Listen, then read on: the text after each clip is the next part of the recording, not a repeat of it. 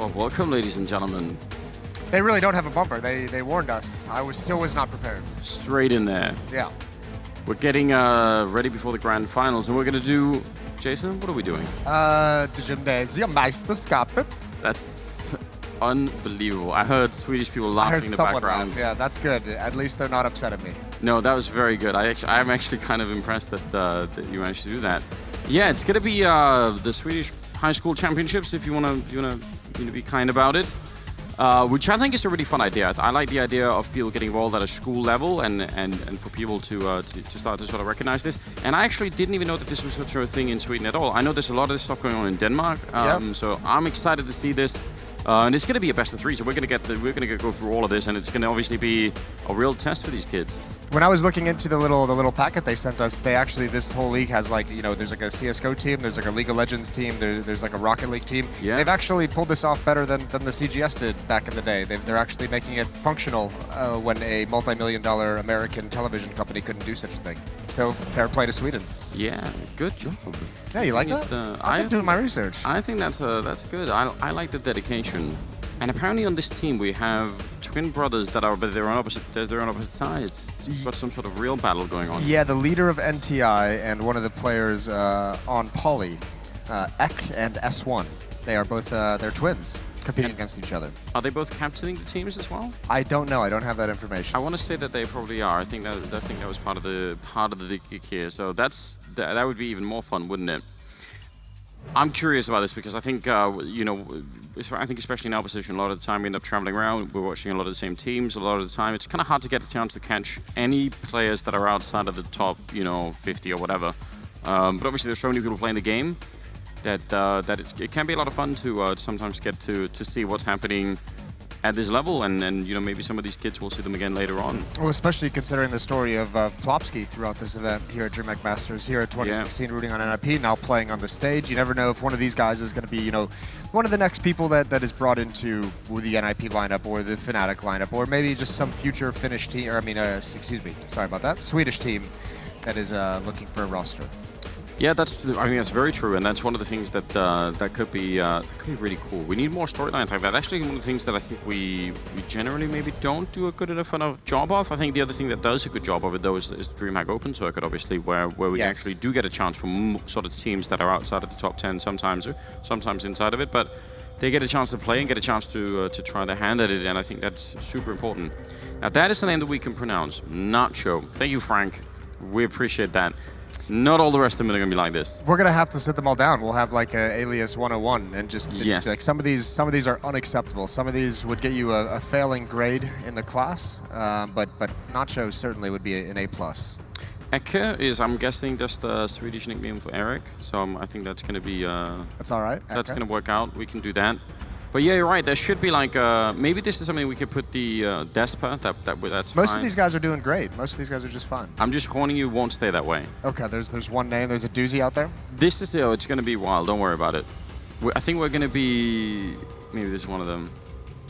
My Terran, that's all right. We can handle it. Okay, we're doing good so far. But this is something that I want. Maybe we can get Scott and the CSPPA on this to have like a vetting process where current pros that aren't SIP can vote on it and say, that's a reasonable nickname.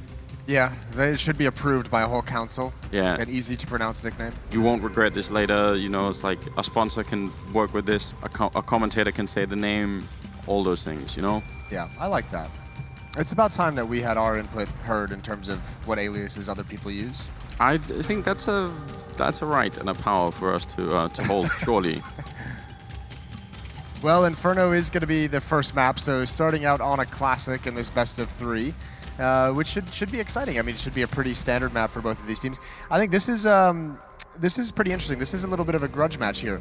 Team Poly, they were, I'm just going to call them Poly. I'm going to use the short name. Yeah. If that's okay with you. They were eliminated last year in the same competition by NTI in the semifinals.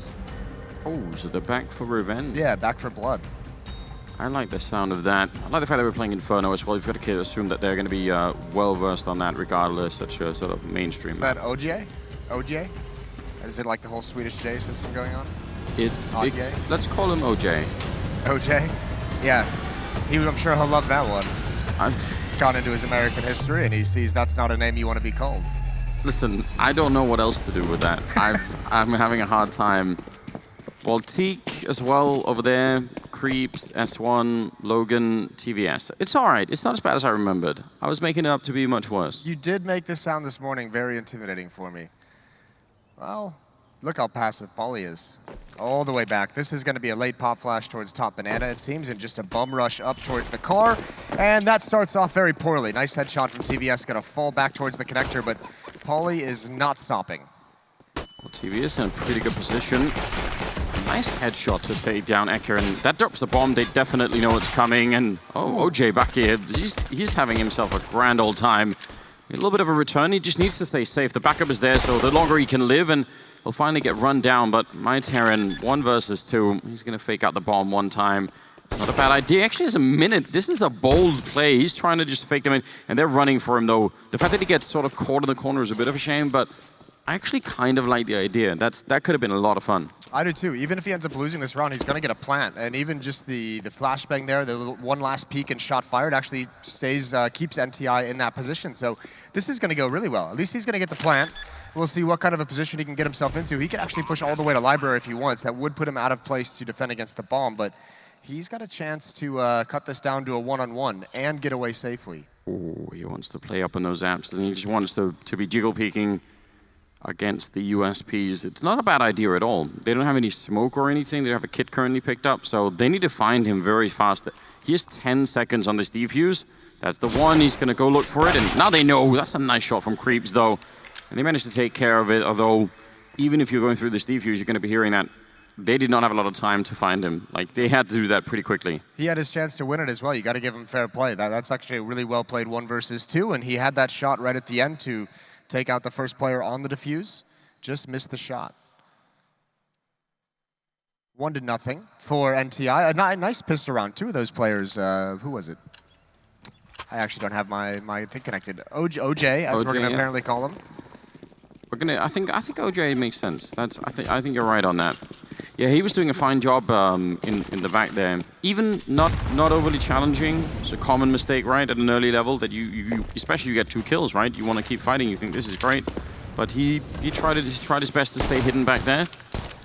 So that's pretty good. There's no real investment in this round for Pauly. They're going to be happy to just go onto the pistols and not do much else. Better assume that that some of the basics are going to be in play. I mean, I'm assuming a lot of the grenades that people normally know and associate from, let's say, Banana are probably going to be repeatable at this level without much issue. So yeah, the standard ones, except for apparently the smoke and the choke point, not picked up by Pauly, so they're going to get mowed down. And TVS, a double kill for him inside the bomb site. Well done. Creeps helping him out as well. And Eki, economic damage is the name of the game, if he can get any of these kills, but S1, ooh, that's a great headshot. What a hold of the line and almost a chance. You could see him assuming someone was going to swing wide. That's his twin brother? He just... Oh, was it? Yeah. All right, just wrecks him. That's got to make you feel good. I spent some time on a team with my brother when I was younger, and then we split up, and I had to play against him in a couple tournaments as well.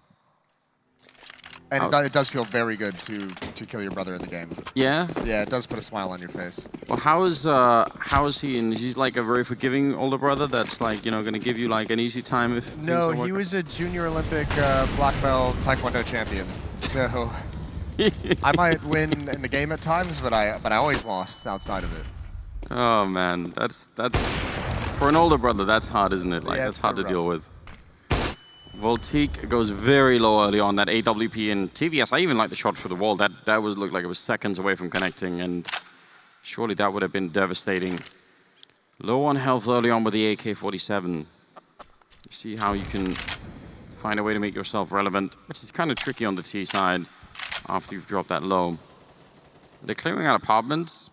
They've got control of top banana, so far for Pauly, I'm kind of liking this. Oh, retaking top banana for S1. That is, again, those are strategies that everybody can run. It's such a good call.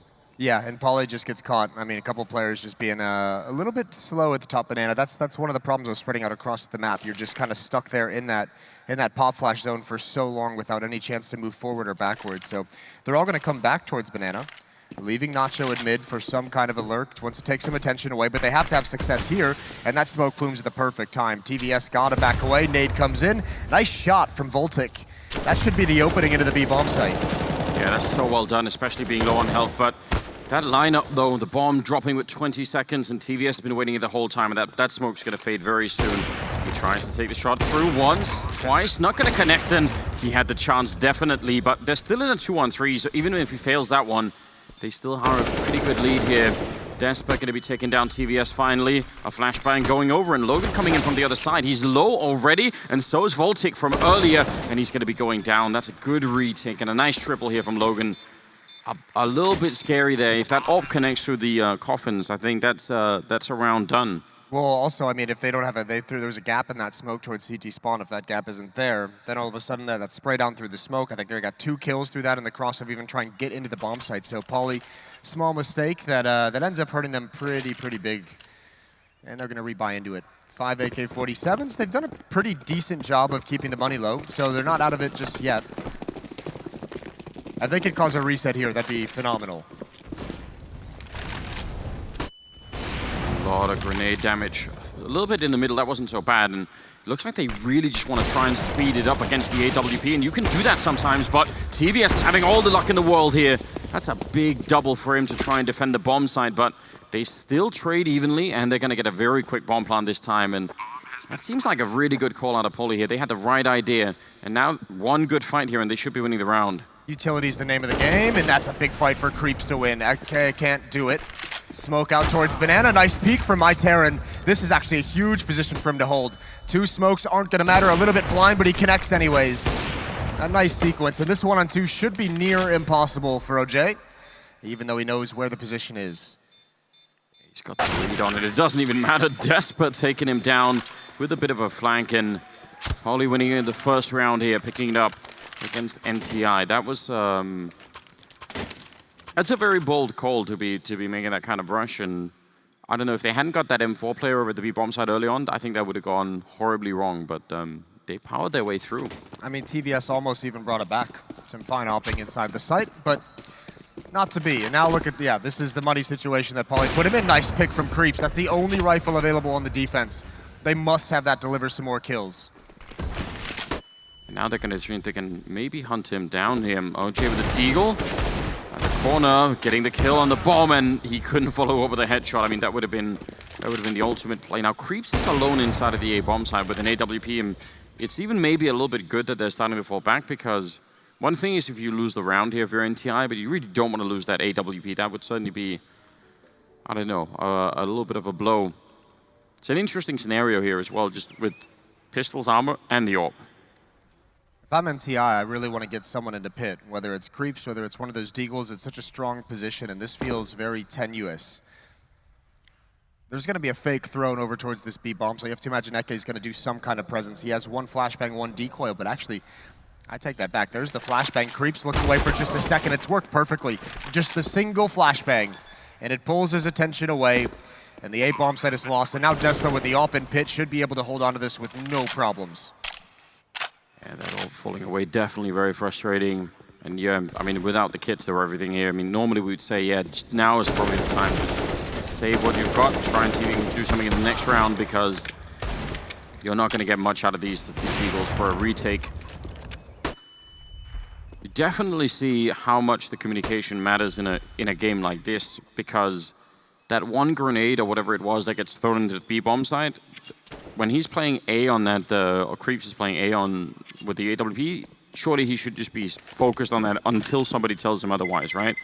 And I think it's a very common problem is that somebody, ooh, nicely done. They steal the AWP back. And that's an experience thing, right? That's one of those are the mistakes you expect to see. 1 flashbang cannot turn your attention away from that A bomb site. He needs to just stay focused up on the hull. So just a small mistake, but like a question would be, you know, if you're the guy playing B, what do you actually call? If you call, you know, you know, they're flashing B, that could very easily sound like, oh, they're coming B. You know, like it could be, oh, if you even call it out if it's just a grenade, or like how much information do you give, or do you just say, stay A, I've got this covered? Like all those things, like the precision of that call is so important. Yeah, you never know, because I have one flashbang. Yeah, could have made the B defender nervous. He might have been saying, yeah, they're going to commit to this bomb site, and that's what turns his attention. So. I have a special hatred for people who say they're coming B or they're coming without A. actually Like, seeing anyone. Who are they? Like, how many people? I need to know. Do they have the bomb? What is like? I need specifics. They doesn't really work for me. So you're a diva inside of the game as well as outside the game. Maybe even more so inside. I get real upset, and it's usually never my fault as well. I've noticed. Yeah, that's fair. It's kind of hard for me to live with, actually. TVS again at it with the AWP. He seems to be a real resource right now for them. Seems to be doing a good job. That's always such a strength if you can just have one player with that AWP that's firing well. Well, they moved it away from the B bomb site, and now certainly S1 is calling that they are coming B. Wall of smokes in the front of the bomb site. OJ is back. TVS is back, and the AWP again through the smoke, I believe, or maybe no, he came right through it. But bomb site is lost. There's still a player inside, S1 with that pistol. He's been lurking and he's not able to get anything done. A nice attempt, a nice follow-up as well from Pauly. Here with the other, ooh, they needed that. That was the AK that was also stolen last round. And for everything that he's tried here, TVS, it just doesn't seem like it. Oh, he's actually got the right idea, and that bomb plant is only just going down now. I think they would have had a long time already where they could have put the bomb down, but they had to sort of fight and you know, defend, and there was that lurk inside of the smoke with the pistol, so a little bit strange.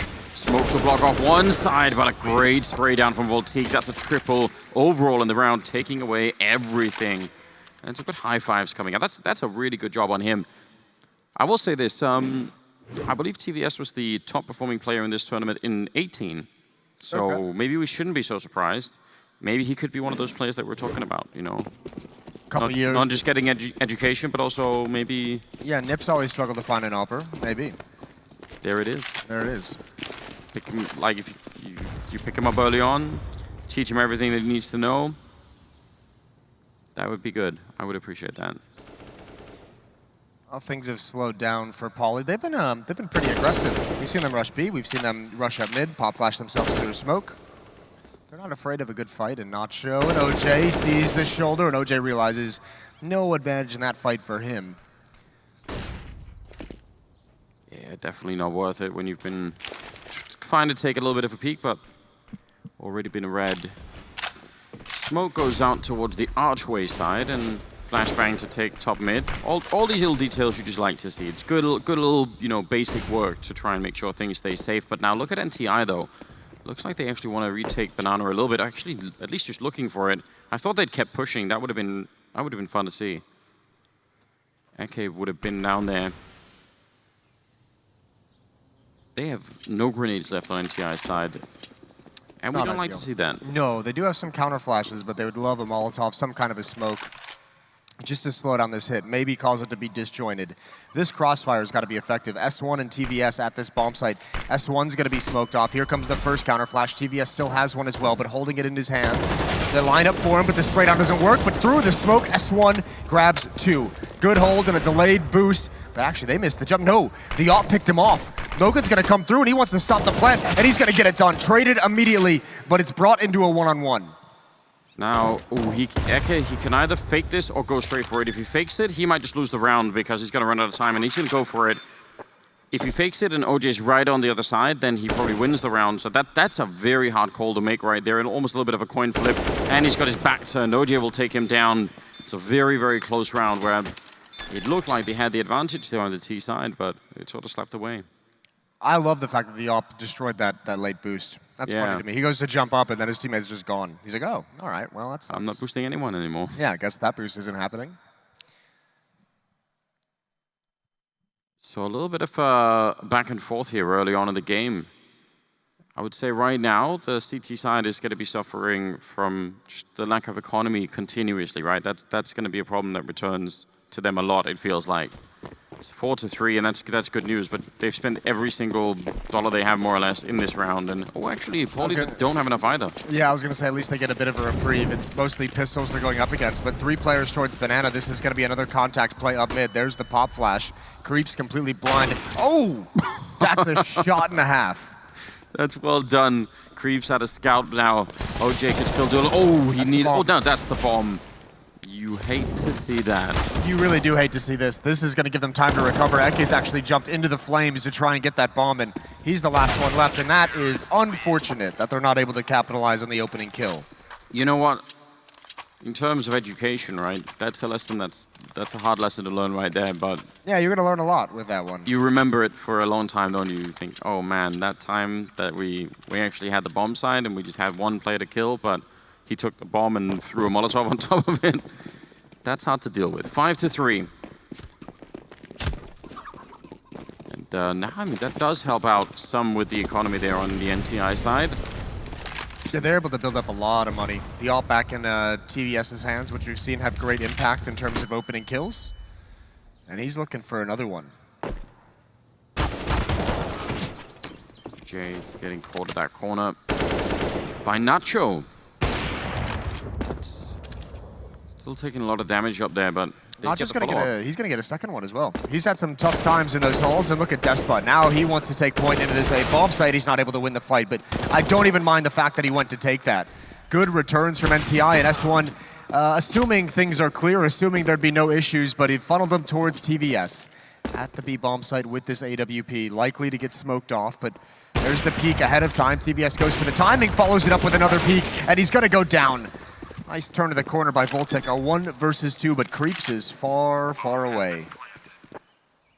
He is very far away. Not really sure whether or not he could rotate in time, I suppose. Bit of a weird smoke. That smoke, by the way, was thrown from outside from Banana. I actually thought they were going to smoke CT spawn as well, but maybe they meant to and just kind of misaligned it. Either way, Creeps, this is where the nerves are really going to start to kick in shortly. He's running out of time very rapidly, so sort of almost needs a kill and a quick smoke defuse. Spots how to play it, but yeah, time is simply going to be up here. We'll get the shot on Voltique, but my Terran will be there, and that's going to be a quick close. So they survive the AWP of TVS this round and make it through, and I think in terms of the economy, that's going to be huge. I like they're all in good spirits, though. Yeah, they're all having a good laugh. Everyone's smiling. I think we're going to see more and more investment into, I mean, maybe the sort of the school space in the future, but also I think just the sort of, you know, younger level of play that's going to be coming up. I think that's going to be well worth it. Yeah, that's a big nade stack. Double kill with the nades for Creeps. Voltic is forced away, but the rifles can still recover this. Despa, this is always a difficult angle. It's always a very nerve-wracking angle to pop up from. You never know what's on the other side, but the action has calmed down. Smoke is going to isolate Creeps, and as long as they can take him out, coordinate this peek from Voltic, and no, he's got one more. And now he knows what's coming next, but he looks away at the wrong moment. Too many angles to worry about, but they do have a man advantage. They're headed towards OJ, and he's got just a pistol and really not much else. It is a P250, so he could do a lot of work with it back here, and Despa has a Molotov. I wonder if he's going to try and throw it in any reasonable direction. He's going to throw it to the back. That's just as good. I mean, it's just about clearing out corners, really. Running up close, and they'll take him down, no problem. So TVS has the AK-47, though, on the flank. He's going to start peeking into this bomb site. He's going to get a freebie there. Nacho not expecting it whatsoever, and they should know where he is. Definitely know now. Despa all left alone, and TVS has a Molotov. He's put it out just now. Going to force Despa into the open. Another good win. Double kill for TVS on the retake, and a 6th round for the defense. Yeah, that was really well done. They definitely lost track of it, right? Like where that last player could have been coming from. And information in these 2v2s is just everything, right? Yeah, knowing is half the battle, as the G.I. Joe's always said. Well, it's certainly true in Counter-Strike. You know, one of the projects that's going on in Stockholm, I believe, Poddy is running something called, I think, Arena Academy. He's gone the other way, too. He's got the silver snipers under his belt. Yeah. Which is like an elderly Counter-Strike team. Yeah, so he's doing both directions, I guess. But I think they're also teaching kids how to do that. So that's really interesting. I think those kind of projects are going to be sort of continuously more and more interesting and more worth following. That's a good Molotov. That'll slow everyone right down. Yeah, but I mean, if he's throwing that Molotov, he knows the amount of pressure, and the reinforcement's not really there quite yet. Creeps is just taking up a new angle, but if he misses this shot, there's still a chance OJ could get completely swarmed. One flashbang on the poly side, and now a second rifle into the bomb site. They have shored up the defense very quickly. Yeah, Despa, I mean, I guess he's just going to be banking off the chimney, which is generally a flashbang that's, I mean, it could do something to people in the pit, but if they're on the balcony, not so much. And yeah, they actually threw it out just as one came in, so they don't even really get the benefit of it. No, Jay, he's going to get all of the reward here. Good triple for him in the round. That's, I mean, that's how it should be, but when you're that close, you can get run down. 7-4 in favor of NTI, leading into round number 12. So far, I mean, I guess TVS is still the guy carrying most of it here. But he's not doing it alone, at least. I think OJ's... Oh, actually, OJ and Creeps both. Yeah, he's got a decent amount of supporting cast. That must be that makes things much easier. All peeking down in towards mid. My Terran takes a heavy tag down to 22 HP, and Voltic burning. Smoke finally puts it out, but that is a lot of damage for Pauly to take early on in this round, and the follow-up spray from TVS. That's one of the high HP players. Looking very good. A nice start in the round. A good utility usage from the defensive side. That kind of a fight down the middle, Orb versus Orb, Orb versus AK on Inferno, I feel like that's something we don't see a lot at the professional level anymore. It's like that because it's just such a coin toss, right? That people have shied away from it a little bit. Creeps taking care of Voltic in this round, and just with the fights they've been winning already, it's looking very good for them. And Lao, I mean, their economy was shaky earlier. Now it's going to be fantastic. I was going to say, this is like the round that really secures them pretty much for the rest of the half. They shouldn't have a whole lot of issues going on in the last 3 rounds that we'll be playing. So fair play. They've recovered quite nicely as long as all 5 players survive. And Despa just chilling, hoping for a mistake. 1 versus 5. Yeah, I don't know what you do at this point.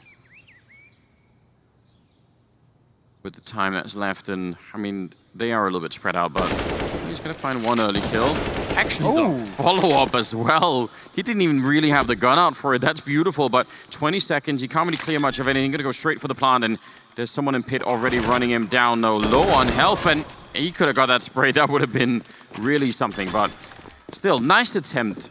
You like to see that kind of firepower coming out, but still, an 8th round for NTI. Nearing the end of the half now.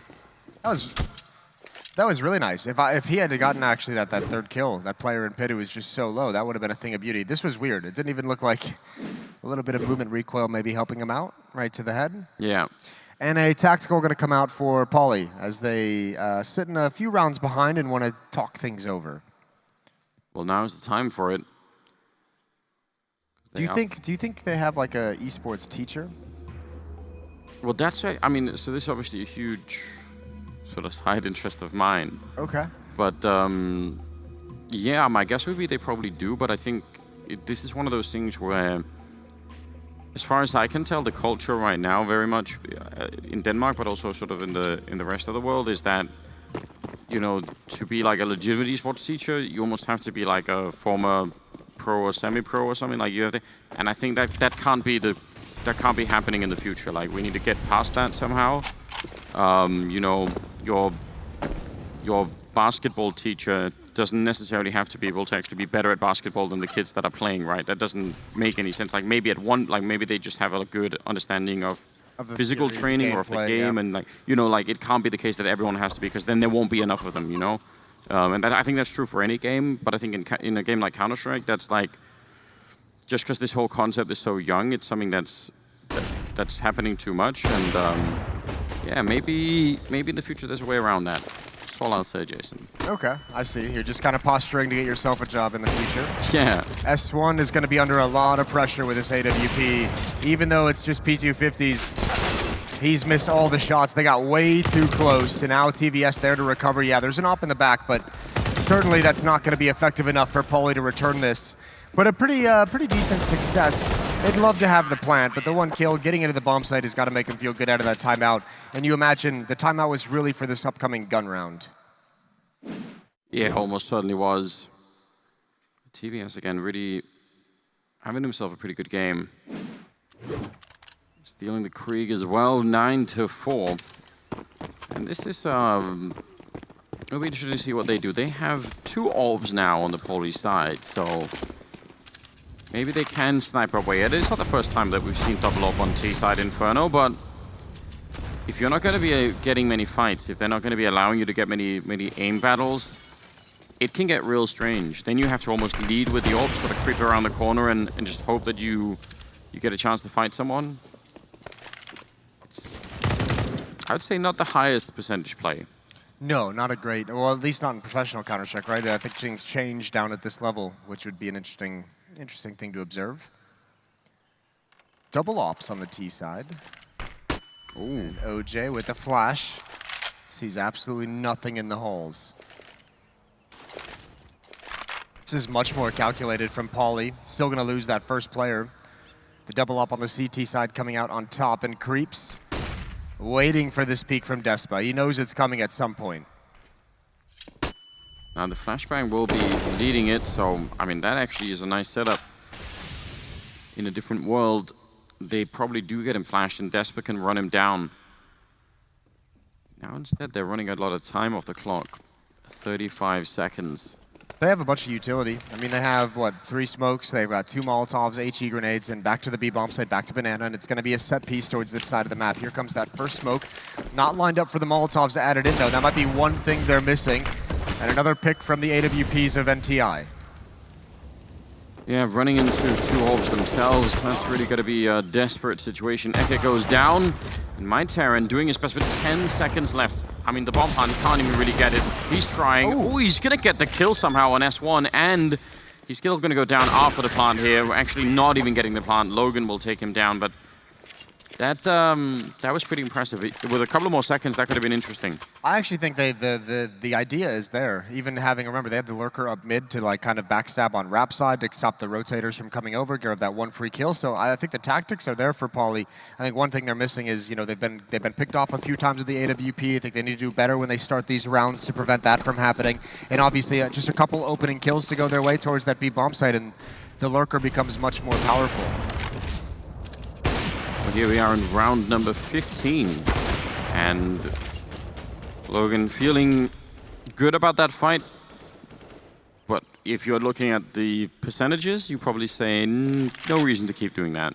You know, once you also because every shot they get closer to second mid, they can throw flashbangs, grenades. Very risky. Despa, oh, I can't believe the timing. Maybe they can OJ. I mean, he was just setting up for a grenade there, which he'd done in the past. Nice flick from Logan. You love to see those kind of plays coming out. They'll still get up a run on the bomb side, and it looks like maybe Pauly could have a strong finish here. Well, Molotov into the site, gonna force my Terran into the open. S1 frustrated, that's not a headshot, commits to the fight. And I actually don't know how he hasn't gotten that kill. You got a feel for the guy. Finally, he does get it with half HP. And Eke needs to just be careful. I know it's his brother, but just stay in the corner, play it passively. He's found 1 pick, and he knows where the last player is, but S1 takes him out. Good trade at the end. Voltic to finish things off in a 10-5 half. Well, all right then. Still a pretty powerful start here for the CT side. So comeback, I think, is going to be kind of tricky for Pauly. We'll see if they can manage. Plus, I think Pauly. I don't know. I think Pauly works fine. Okay. What was that show with Michael J. Fox when he was like the Teen Wolf? No, I'm thinking about the one where he's like the secretary to the mayor. Why am I blanking on this? I can't help you with this one. Oh man. Well, listen, we'll get that somehow. That's what the name Pauly reminds me of. Okay. Anyway, the second half is going to be, I think, you know, a little bit of a struggle. I kind of expect these teams to be playing better on T side than I do on CT side. Just even though they are obviously they've been playing together throughout the season, I still think it's just usually easier to make a call on T side than it is on CT side. At the lower levels as well. And certainly, if you get a little bit stuck, an adaptation is much easier to just say 5 people in one place. Let's just overrun the defense with numbers. We'll see though. NTI starting with 2 players with utility. Smoke, 2 flashes, and an HE grenade. And it looks like they're going to go towards the B-bomb site on their pistol round as well. That is not a bad nade. They would have liked for a little bit more damage, but Nacho is not getting away from that one. Well, Teak is feeling very lonesome for backup. T2000 just trying to hide behind the fountain, but there's no coverage. This is a knockout blow towards the B-bomb site. And they were definitely not ready for it. Long-range battle. And my Terran actually does get TVS. That's definitely something. But it's a very, very fast bomb plant. NTI kind of looking for a knockout punch here early on in the second half. And I don't know, if they win the pistol round, it's going to be an even more tricky comeback. Oh, the flashbang late here for OJ. That, if no one peeks behind it, actually, I think that would have been a lot of fun. It does obviously slow them down a little bit. And yeah, now they get crossfired, and Logan will finish the round. Still, good round from NTI. Very good round for NTI. Did you have a good time in high school, Jason? I feel like we need to know that. I did, but I played video games all through high school. That was at my Counter-Strike peak, so to speak. So, you know. Just 1.6, having a grand old time. Yeah, all my teachers called me Moses. All my friends called me Moses. That's making a name for yourself. Yeah, we had, you know, articles in the school newspaper, all the good stuff. Local high school hero, and, Jason. As you can tell from these descriptions, I was not the cool kid in class. Yeah, you were a little bit early, weren't you? Now it would be cool, right? Now everyone would be like... Listen, if I had that kind of level... Ooh, dualies. I like this from TVS. I don't like any of that, actually. I take it all back. Don't even say it. I can see you looking at me. Molotov to stop the pressure from Banana. The bomb is going to make its way. It's going to hustle. So at least TVS had the information. That's what the dualies provided, was the intel that's needed to win this round. Yeah, somehow they provided more intel because they were too... It's fine.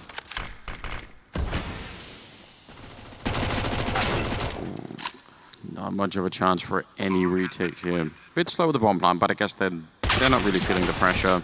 Oh, and Logan is really... We saw that from the other POV, and that was very aggressive. Jump shot. He's got the sprays down as well. He's got the graffitis, the old school style. I really like it. We haven't seen any teabagging in these high school games. Do you think they have a sportsmanship rule? I doubt they have that. I think that maybe they're just really well mannered. Okay. Just nice kids. Swedes tend to be like that, I feel. Yeah, that could be true. Although I think we've seen a little bit of flexing out of them recently. I'm pretty sure between Nip and Fnatic there was some. Yeah, but Fnatic is like the final form of Swedish Counter-Strike players. You're not going to get many people like Flush and JW and Crims. Well, not now, but in the future, one can hope, right? I did enjoy that. Did you see that winning clip that was posted of JW and Crims jumping up into each other's arms? Yeah, that was cool. Like I thought that was very exciting. That kind of success has been a long time coming for those guys. So fair play. Celebrate all you want. Big round for Pauli, or Pauli, however you want to pronounce it.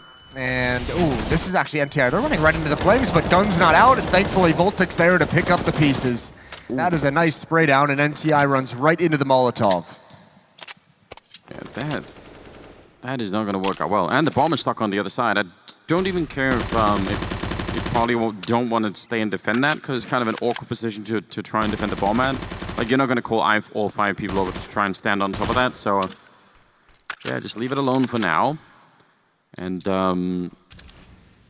this 5 versus 3 should be playing itself out in their favor. And again, this is down to them making mistakes, but really much. Which at this level you can see, right? People can get too confident in a round win like this. We've all been there. All been there. Problem is, there's not really the weaponry or the HP on the side of NTI to take advantage of any of those. Scout and creeps, 1 UMP. Do you have a way to stop your friends or your teammates from throwing away rounds like these? Like a thing you can tell them, like... I try and use reverse psychology. I try and tell people, if we can all fight him one at a time, like try and just fight him one at a time, guys, then people are sort of like, that's how I do it. Sarcastically, you know. It depends, you know, if it's like a random, you can kind of, you know, alpha them a little bit with name power. All right. You can kind of like backseat game for them, tell them what to do, be the general. All right, I like that. If it's like a friend, if it's you, no, you just kind of have to let them fail on their own and tell them afterwards that they're an idiot. Mock them until they never do it again. Ceaselessly mock them. All right. So I don't not think actually trying to correct the problem beforehand. Also, don't actually do that. That sounds like a terrible idea. Well, they're saving at the end of it. I want to see if they can make something out of this in the next round. So far, the defense is holding once they have the rifles here. 6-12. I don't mind the aggressive push to top banana, but I wonder if... I don't know. I wonder if maybe they could have... They might have thought it was going to be some kind of a save, some kind of an eco, or maybe that they wouldn't have the Molotovs necessary to stop it because they had a bunch of SMGs on the T side. I think they were just trying to be fast-paced and aggressive. Here's that utility down banana that we see so much in professional CS. The deep smoke, the double Molotovs. No one there this time for NTI. I wonder if they even, like I said, I wonder if they even threw the smoke to put out the Molotov, or did they only put it halfway out or something because they sort of ran through it? I think they might have just thrown it late. Yeah, that could be it. TVS with an AWP is hoping for some aggression. He'll have a chance if he peeks into this. There's that smoke. That is not a great one. It's not perfect by any means. And you want to be very careful with throwing incorrect smokes, especially if you yourself assume that it's there and you just go for a little peek. And then there's a gap, and I mean, TVS is holding it the whole time. He's not going to get anything for it this time. Some grenades being thrown in the pit, not doing that much damage. S1, though, on the other hand, is dropping very low behind that. They're right on that A corner, which is so uncommon that you can actually hang out here for such a long time on the T side. Terran, I think he probably knows they're close. Voltique goes down. Desper is next, and now he's alone inside of the bomb site with just an entire army in front of him down in the pit as well. They couldn't really help each other out, and that's I mean, it's a huge luxury to be able to be on that A corner for like 20 seconds straight. Normally, you're not going to be allowed. I was going to say, that's the one thing that Paulie might want to look at when they review this tape at their next classroom session is you can't just let them sit there. You knew there were multiple players in lane for some time. Just throw a flashbang and double peek them. You have to force them away. You can't let them just have that map control for so long. Without any kind of resistance, without any kind of fight, and Nacho's just got to save this weapon. Oh, might get a kill here on Logan. Oh, it just looked the other way, but Logan got his corset back in the right position. And that is going to be really unfortunate. Though a good round from that T side. It looks like he's all business here, TVS, doesn't he? I feel like he's not messing around. He's like, you know, last year's MVP, coming back in, defending his medal, defending the championship trophy. Logan's trying to take that away from him. Might even be some internal fight going on. Logan's gone all Weapon X here, catching up to the top fragger. Nova shotgun in play. Now, unlike dualies, the Nova is actually great. Ooh, that is a very nice nade. Creeps and Logan just real injured. Those are two of the heavy hitters as well for NTI, so not bad utility usage. Paulie's actually done pretty well with that on the CT side. Some of the nades, some of the Molotovs they've used have done great damage. It's not resulting in as many round wins as you'd like to see, but, you know. It's a start, right? Can't always get what you want. Was it, who were we watching? Was it, I'm trying to think, was it, I think it might have been some of the double nades that came out of Vitality were pretty good, weren't they? Last night? Yeah, they had some good usage there. Yeah, they were doing very well.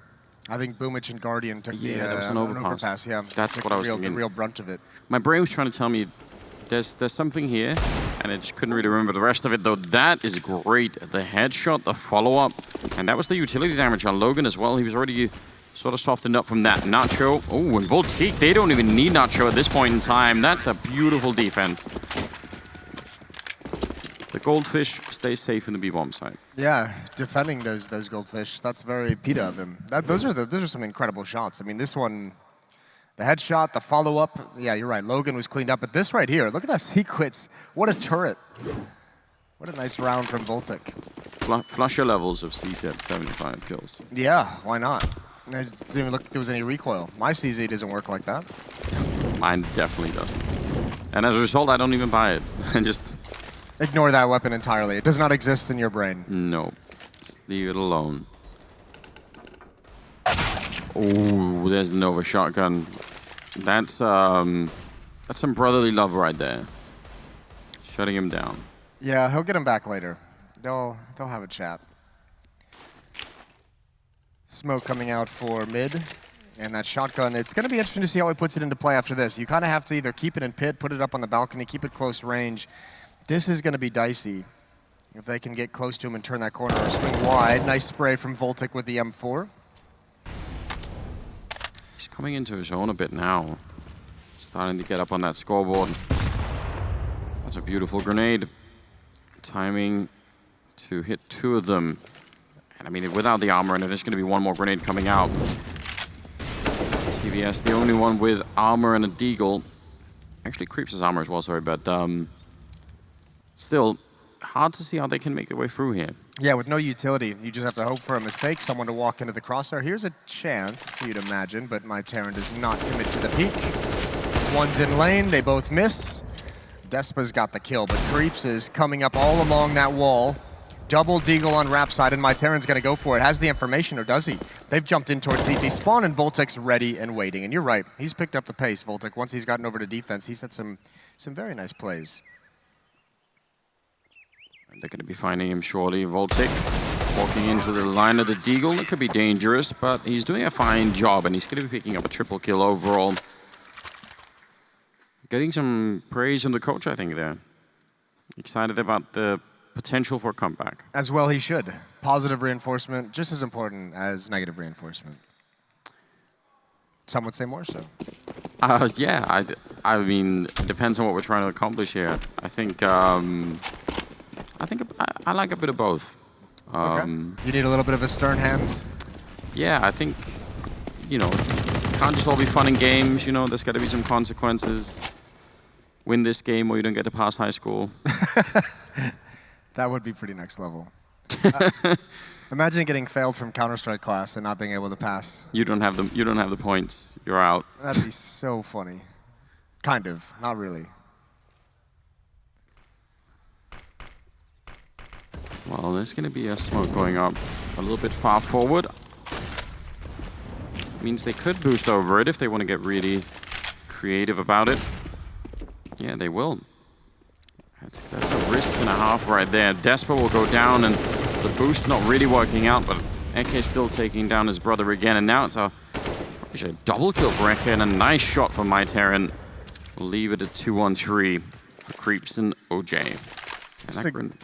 Good recovery, though, from the defense. That Molotov in towards lane, the success of the opening kills was all towards NTI, but they couldn't pass the Molotov. This angle is so brutal. OJ, oh, and he turns away. Now it's just Voltic, and we said he's been playing so well on the CT side. They check it, they clear it, and actually now they have the chance to fall away with the bomb. They line up for him, and Voltic's got it. That is some incredible timing.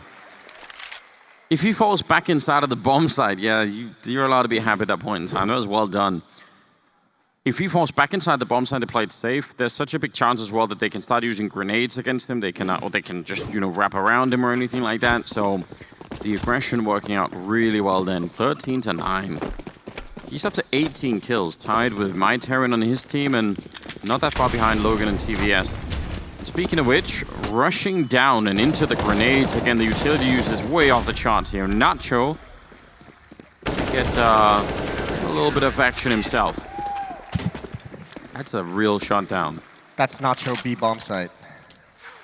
Ooh. I'm out. That was your big contribution. That's what I had today. I brought the gold. Nacho getting the cheese now. Just Nachos actually sound delicious. Yeah, have we got you in the right mood? Yeah, I'm into it now. Some nachos. I think we can probably arrange that. I think that they have that at the mall probably. Sure, our talent manager is tuning into this game. Not necessarily known for their nachos, the Swedes, but yeah, let's give it a try. Ooh, that was obviously the sign, but I think Despa heard them and he sort of peeked into the flashbang anyway, so a little bit of miscoordination. Eke, though, is starting to really also come alive, and this defense is looking rock solid at the moment, in spite of some hiccups and shutting them down. Eke with a beautiful triple. The follow-up pistol headshots there really doing work. That smoke towards small pit was mistimed. It actually came in after that op shot, and I think my Terran actually got 2 kills from that position, probably 1 towards the wrap side, but if that smoke comes out, and it does get a little bit hectic, and this is sometimes the difficulty that you have to learn as a younger team is, sometimes you see the opportunity to speed things up, but you have to be able to, put those smokes in place at an opportune time to not take so much punishment. Obviously, it would have been great as a set piece, but this time it just doesn't work out because the fighting was so chaotic. This time, unlike the previous 2 times, they don't want to run into any grenades at Banana. So they're waiting for the early ones to come through. Nacho's still going to hear them, and he's going to stand his ground, and that's dangerous. The AK, though, he does do a lot, even sort of provoking a team kill in the middle of that. Voltic taking a fight out in the open, and yeah, they're probably not necessary. There's going to be a quick flank, and they should still be fine, but some dangerous choices being made, and they're not ready for that flank at all. Despa to take care of business. A little bit scary in that round. Poly's starting to really build up some momentum on this defensive side. They've been so great ever since we switched over. Starting to push down mid, get in all those flanks. They've had great holds. Double op setup now, Nacho and my Terran.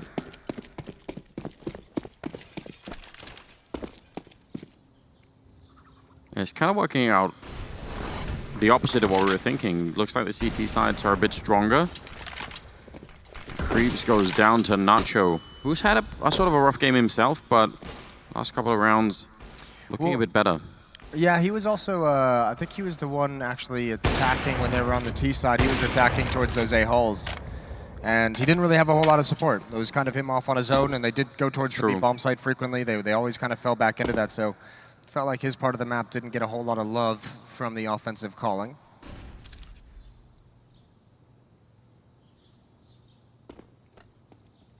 A lot of silence across the map here. 4 at A, and leaving Nacho to spot this out. He posts down that smoke, and that's good, but the problem is they've already made their way past, and I don't think he realizes in time. Almost gets caught at the corner. He should be gone already, but the fact that he's alive, that grenade, he falls back around the corner and right into it. That is a little bit unfortunate. Now, 40 seconds, a little bit of a defensive Molotov to try and buy time. They're going to put that up with a smoke immediately, and smoking off the coffins, and NTI, maybe with the chance to get a 14th round here. They've got the 4-on-4 and spray through not connecting. And they need it. This battle's huge. TVS watching the flank, he spots the shoulder. Oh, he shot too early. There's utility here to defend against him, to force him away. That smoke will allow him to creep up, and Voltic ready and waiting. Ready and waiting to lead the way into this bomb site. My Terran taking down Logan. TVS actually dropping him, and he knows someone's coming through the smoke. He can't see anything at all. Oh, this is a very uncomfortable fight happening over at Banana. It's taken so long as well. And Despa, he's going to be going for the kill at least, but simply running out of time. So TVS, not with the most kills in the round, but sort of buying time anyway. And that's going to be a round for NTI finally here on the T side. Yeah, even the final player goes bomb, so we'll have to see what their money's going to be looking like, but that's a nice win, finally. It's taken them a minute to get to 14. That was quite a run from the defensive side. Yeah, it makes you worried for a potential reset that could more or less cost them the game here. Look at the money that's happening there on Poly's side, whereas NTI have to invest absolutely everything into this round. I think they've settled on the idea of not going for that banana play early on and running into the grenades. They're just not happy about that. And if you're Nacho was holding a top banana there, right? That's, I mean, one missed timing there with them coming through the smoke is so lethal. What if Nacho learns Portuguese and joins MIBR to play with Taco? Oh, that's there's a real future in that. What if we had a whole team and they were all just named around delicious food and delicious Mexican food? Maybe they get sponsorship. We'd need to have enchilada. That feels like a less likely name. Burrito. Burrito. Voltic. Oh, he wants this. He's going to get a pop flash from a teammate. This could be perfect. He's done it again. What a great sequence. Even good damage on the creeps. And you could see he was looking for that the whole way. Nice communication over at that B bomb site. That's Nacho and Voltic working together very well. But that's such a lineup. taking an aggressive position in the apartments, and you can see everything about them not ready for that peak at all. Just kind of scrambling to get back to the bomb side, obviously thinking they had the timing perfectly. He's already got the double, and he's not going to get more than that. Creeps will take him down. Bomb being planted, and Eke is being read by TBS. He was so ready for that to happen. Eke probably could have won the round right then and there if he just goes through to get the kill, even if he gets traded afterwards. But now instead, I don't know, it's tricky. myTerran has a flashbang. Doesn't look like he wants to use it right now. Nacho going down, and myTerran not going to be able to do it. It's TBS instead with the save, and that's going to bring it close now. 15 rounds. I just have to say, yeah, if somebody did have the name Burrito, it'd be so hard to cast that. You think so? I just think it'd be too funny, you know. Okay, I got you. I don't know why burritos are funnier than nachos or tacos. I don't think burritos that funny. I think enchiladas the worst of them all. Yeah, probably. Yeah. Chimichanga, that'd be cool. I like the idea. It's a good theme. I hope that'll happen. I hope Pauly goes back and looks at that retake scenario, because they had all three players around that A bomb site and just like a little bit too much speed through that smoke, and also even down into the 2-on-2. You could have waited for that smoke to clear and have an easier time. Oh, that's an awesome 2-for-1. Yeah. He's taken down a teammate and Nacho. Whatever it takes. Just get out my way. 3-5, or 3 versus 4 here. What is Logan going to do up middle? He's got 1 smoke and a Molotov. He could actually throw a pretty decent fake. There's a lot of utility coming up mid, but I think with just 1 player at this B bomb site, there's no way Voltic leaves it. Low HP, but he's called upon again. Immediate headshot. He can't get the follow-up. That's not bad, all things considered. But this is looking like NTI is going to take this first map. A retake, especially with the AWP, going to be very, very tricky. No kits. And no kits either, you're right. They have taken a long time. Oh no, that's a big kill. Oh, myTerran to follow it up. The smoke faded just as that was happening. S1 gonna have to try and save them now. It's brother versus brother here to try and clutch it.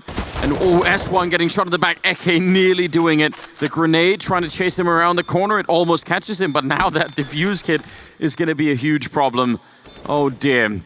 He's running out of time very swiftly, just trying to smoke it off and see if he can buy some time from one side. He gets the kill, but I'm not sure he's going to have enough time. It's going to be right on the edge. He's holding it down, and maybe he just has it in the last second here. Yeah, he's got it. Oh, that is very scary. Yeah, he's done it. That is a huge win there. Eke to come out on top and saving Inferno for his team. Yeah, he saves the map. That is a high pressure. That's bragging rights in the house. Do you think they have like a brotherly bet? Like, if I win, you have to do all my chores for a week? That would be the... Like, you have to take out the... I know it's my week to take out the trash, but it's actually your week to take out the trash? Now, if the parents are smart, that's what you do. Yeah, exactly. Play them out against each other, make sure you get something out of it. Well, you probably know this as a father. It's like the most exciting time of your life is when you get to actually make your son do the yard work. Teach him some discipline, teach him some hard work. That's very important. I absolutely agree. Walter, when you're hearing this in the future, blame Uncle Moses.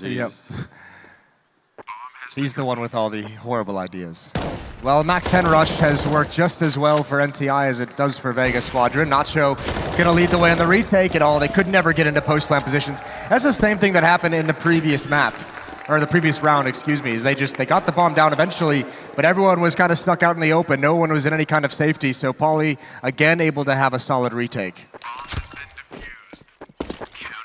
15-14, and just like the last round where they were planning, it's just the smoke was fading. This is one of those rounds, I think, where you can expect sort of more and more mistakes to start to come out. This is where the pressure mounts. I mean, one of the things I think that you actually do learn playing Counter-Strike is getting a feel for even sort of your own mentality in these situations, right? Like this is where you really have to learn, and it comes, you're right, with experience of like you have to slow the game down. And I think everyone at this stage, 15-14, especially on a big stage in front of an audience, like you start to feel like the game is just moving so much faster than you're really prepared to process. Voltic, jumping over the bullets. Definitely not risk-free, but could be a cool position to be in soon. NTI just a good round here to prevent overtime. Paulie obviously going to be super excited if they can get there. TVS is down there with the AWP, and he's been so good with it, I'd say. Just probably try and leave him alone as much as you can.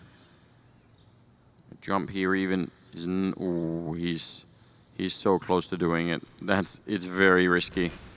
TVS now moving into position. Oh my God, I can't believe the timing. He missed all the jumps. He missed all the information when he's clearing corners. That's unfortunate. Still would have been a tough shot to hit. 45 seconds left in this final round. Either NTI takes Inferno or we go to overtime. And if you're Paulie, you don't want to gamble at all. Nacho's just used his last smoke. He's got one flashbang, and he's going to step in front of the flames. Oh, and he's dropped through the smoke. That's a big kill. Voltic now alone here with the M4. Will take down S1. He's so prepared for more to come, but he's got no more bullets left. And I think Eke at least got one for the smoke, but they're going to go for a really quick bomb plant this time. 18 seconds on the clock, and it's a 3-on-3. Another retake and another really hard fight here for Paulie to try and extend this and get this into overtime, which they desperately need. Creep's going to be holding for the flank, and did he see it? I think he did, but he misses the spray just a bit, and Desper will take him down. And now it's Logan and TVS here. AK and the AWP, that smoke is going to be really annoying. Mayteren on the other side to pick up Logan, and it's still a 1-on-2, and they're running out of time. Good kill for TVS. They do have a kit on Mayteren. Oh, and I think he may have just got it. That is unbelievably close. 27 kills on him, and they'll bring it to overtime. That's like 3 rounds in a row where they had to try and do that retake. Yeah, then they were all retakes as well to force that overtime, and that was after a botched retake towards the A bomb site. So I mean, obviously some conversation, but whatever it was, they cleaned up those scenarios. That is not bad at all. Impressive comeback from Paulie. Couple clutches mixed in as well. And now, I mean, we talked about the pressure earlier, but now this is where people really start to make mistakes, right? I don't know, I think maybe not so much in the current generation, but certainly not that long ago. I think a lot of people were wondering, well, what do you even get out of playing Counter-Strike apart from the sort of the raw entertainment of it? But I actually think just sort of learning to play in a team and any leadership skills anyone is going to have on either of these teams to, as you said, slow the game down, calm everybody down, that is going to be really valuable. And hopefully there's someone like that. TVS taking down Voltic. That's a brutal way to go. That's a nice lineup. Yeah, I agree with you entirely. Yeah, I mean, the teamwork, learning how to overcome obstacles, it's all the intangible things. Dealing with your own nerves, even like just figuring that part out can be kind of tricky. Listen, I got a scholarship and an internship based off Counter-Strike, so those are a little bit more tangible. That was in 2003. Paved the way for everybody else now. All those millionaires. Good for them. Yeah, well, I mean, that whole part of the American scene is actually growing a lot now. The scholarship part, and that is super exciting. I'm keeping an eye on it, ever so slowly. Desper and Eke over at the A-bomb side. Actually, they got a third man here in Nacho, so could be a good defense. Desper's also been playing quite well with the M4. It's finally getting a chance there. It will get traded, but did a lot of damage to Logan. And down in the pit, Eke's positioned himself out of the range of the Molotov, but still S1 is going to be able to run him down, and Nacho just can't stand up to that one. It's going to be Mayteren, 1 versus 3. That's a low percentage round to be winning for him. Yeah, but you almost feel like he's just going to go for it because the money is so high, but maybe not. And you can't blame him. Doesn't matter a whole lot if he went for it or not. Like you said, there was a very small chance he'd be able to win that. So it'll be 16 rounds for NTI, and they're probably a little bit upset that it took them, that they got this round now, right when overtime begins, rather than one of the 3 at the end of regulation. I think especially the one with the smoke and the bomb not being planted or barely being planted, but then that 1 versus 1 was probably the one where they think that could have just been the game right then and there, or at least the map. So they win the first round in overtime, NTI. What's homework like for Counter-Strike class, do you think? Do you guys have homework in this part of the world? We've got homework, yeah. Okay. I'm never sure why. I doubt if anyone ever learns anything from actually doing homework. Don't say that. There's a lot of parents listening that are probably not pleased with you at the moment. Well, you know what? Teachers as well. I think I'm just saying there are better ways of doing it. Learn stuff in school. I think it's much better. It's my opinion. Listen, yeah. I wish I had the excuse growing up to say, like, playing Counter-Strike and your mom or dad is like, haven't you played that enough today? And you're like, yeah, but I'm working on a project or something, school project. Teacher says I've got to play more Counter-Strike. I mean, I expect that if it were up to me, certainly something like sort of watching demos, even of your own game, right? That would be a huge way to improve. That might be the #1 way right off the bat, just to see what kind of mistakes you've been making. Take going to be beating TVS this time. That must feel good. That previous round he got shut down for the smoke, and this time he's going to come out on top. Oh, an S1. That angle and that patience. Well, he's got to assume one's in pit. It's Despa that he doesn't know about, and Despa who's lying in wait. But that's all been just a bit of pressure, a bit of a fake from S1 being applied. 4 on 4, and Pauly's not quite sure what's coming. You can see Nacho has rotated in towards CT spawn. Again, a little bit of a botched smoke. There's going to be a gap in that, and we've seen that a few times from both of these teams. But they are eventually going to come hit this A bomb site. Smoke towards small pit. That'll prevent Nacho from getting involved in the action, but they still have to take out Eka and pit. And he's lined up all the way along the wall. Despa hasn't peeked yet. He's got so many options. He can only get the one. That came a little bit late, but look at the flank. Nacho, if they're not covering for it. Oh, and smart play from OJ to plant inside the bomb site instead of that default spot. I wonder if Logan has him spotted. Nacho certainly knows, but I'm not sure if Logan didn't also see it. No grenades here to force him out. This is a really big problem. He's moved closer, and yeah, it's going to be the instant peek. He definitely knew. Well done on Logan. Nice triple for him. And another round being picked up here by NTI. Looking quite good in overtime. Looking very good in overtime. They've buttoned it back down, and I think that had to have been, you know, down the stretch in regulation, you do start to feel a little bit of pressure, but once you start overtime, it's like you get to start back a little bit where it's not an immediate, you know, win or loss on a round win. So some of that pressure dissipates a little bit. And they're obviously, they've slowed things down. They're much more calculated here. That's unfortunate. Nice shot from my Terran. As Creeps goes for the immediate wide swing. And they fall back behind it a bit. Happy to not be aggressive now that they've got a bit of a lead. Jesper still holding this corner, and we've seen in the past how he's tried to throw some pop flashes here. You can sort of do some decent underhand throws. At the pro level, one of the things that's scary about doing that is that if they're sort of close, they'll hear that pin, right? And, yes. And suddenly things don't work out so well. Well, Pauly desperately need this final round. They need something in overtime. They have every chance in the world. S1 is very, very low. An easy kill for Despa, so a 2-man advantage for the defense, and that's the leadership gone.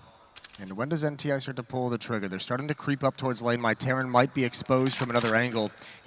Yeah, there we go. No one spotting for that. That'll be frustrating. They know Despa's in Hull. Good Molotov to slow things down, and actually Logan on the other side of things, he's going to find Nacho back into a 3-on-3 so quickly. The defense is crumbling. Voltic, what a turnaround. He could have got that kill, and that would have been everything they wanted. Now 19 seconds here.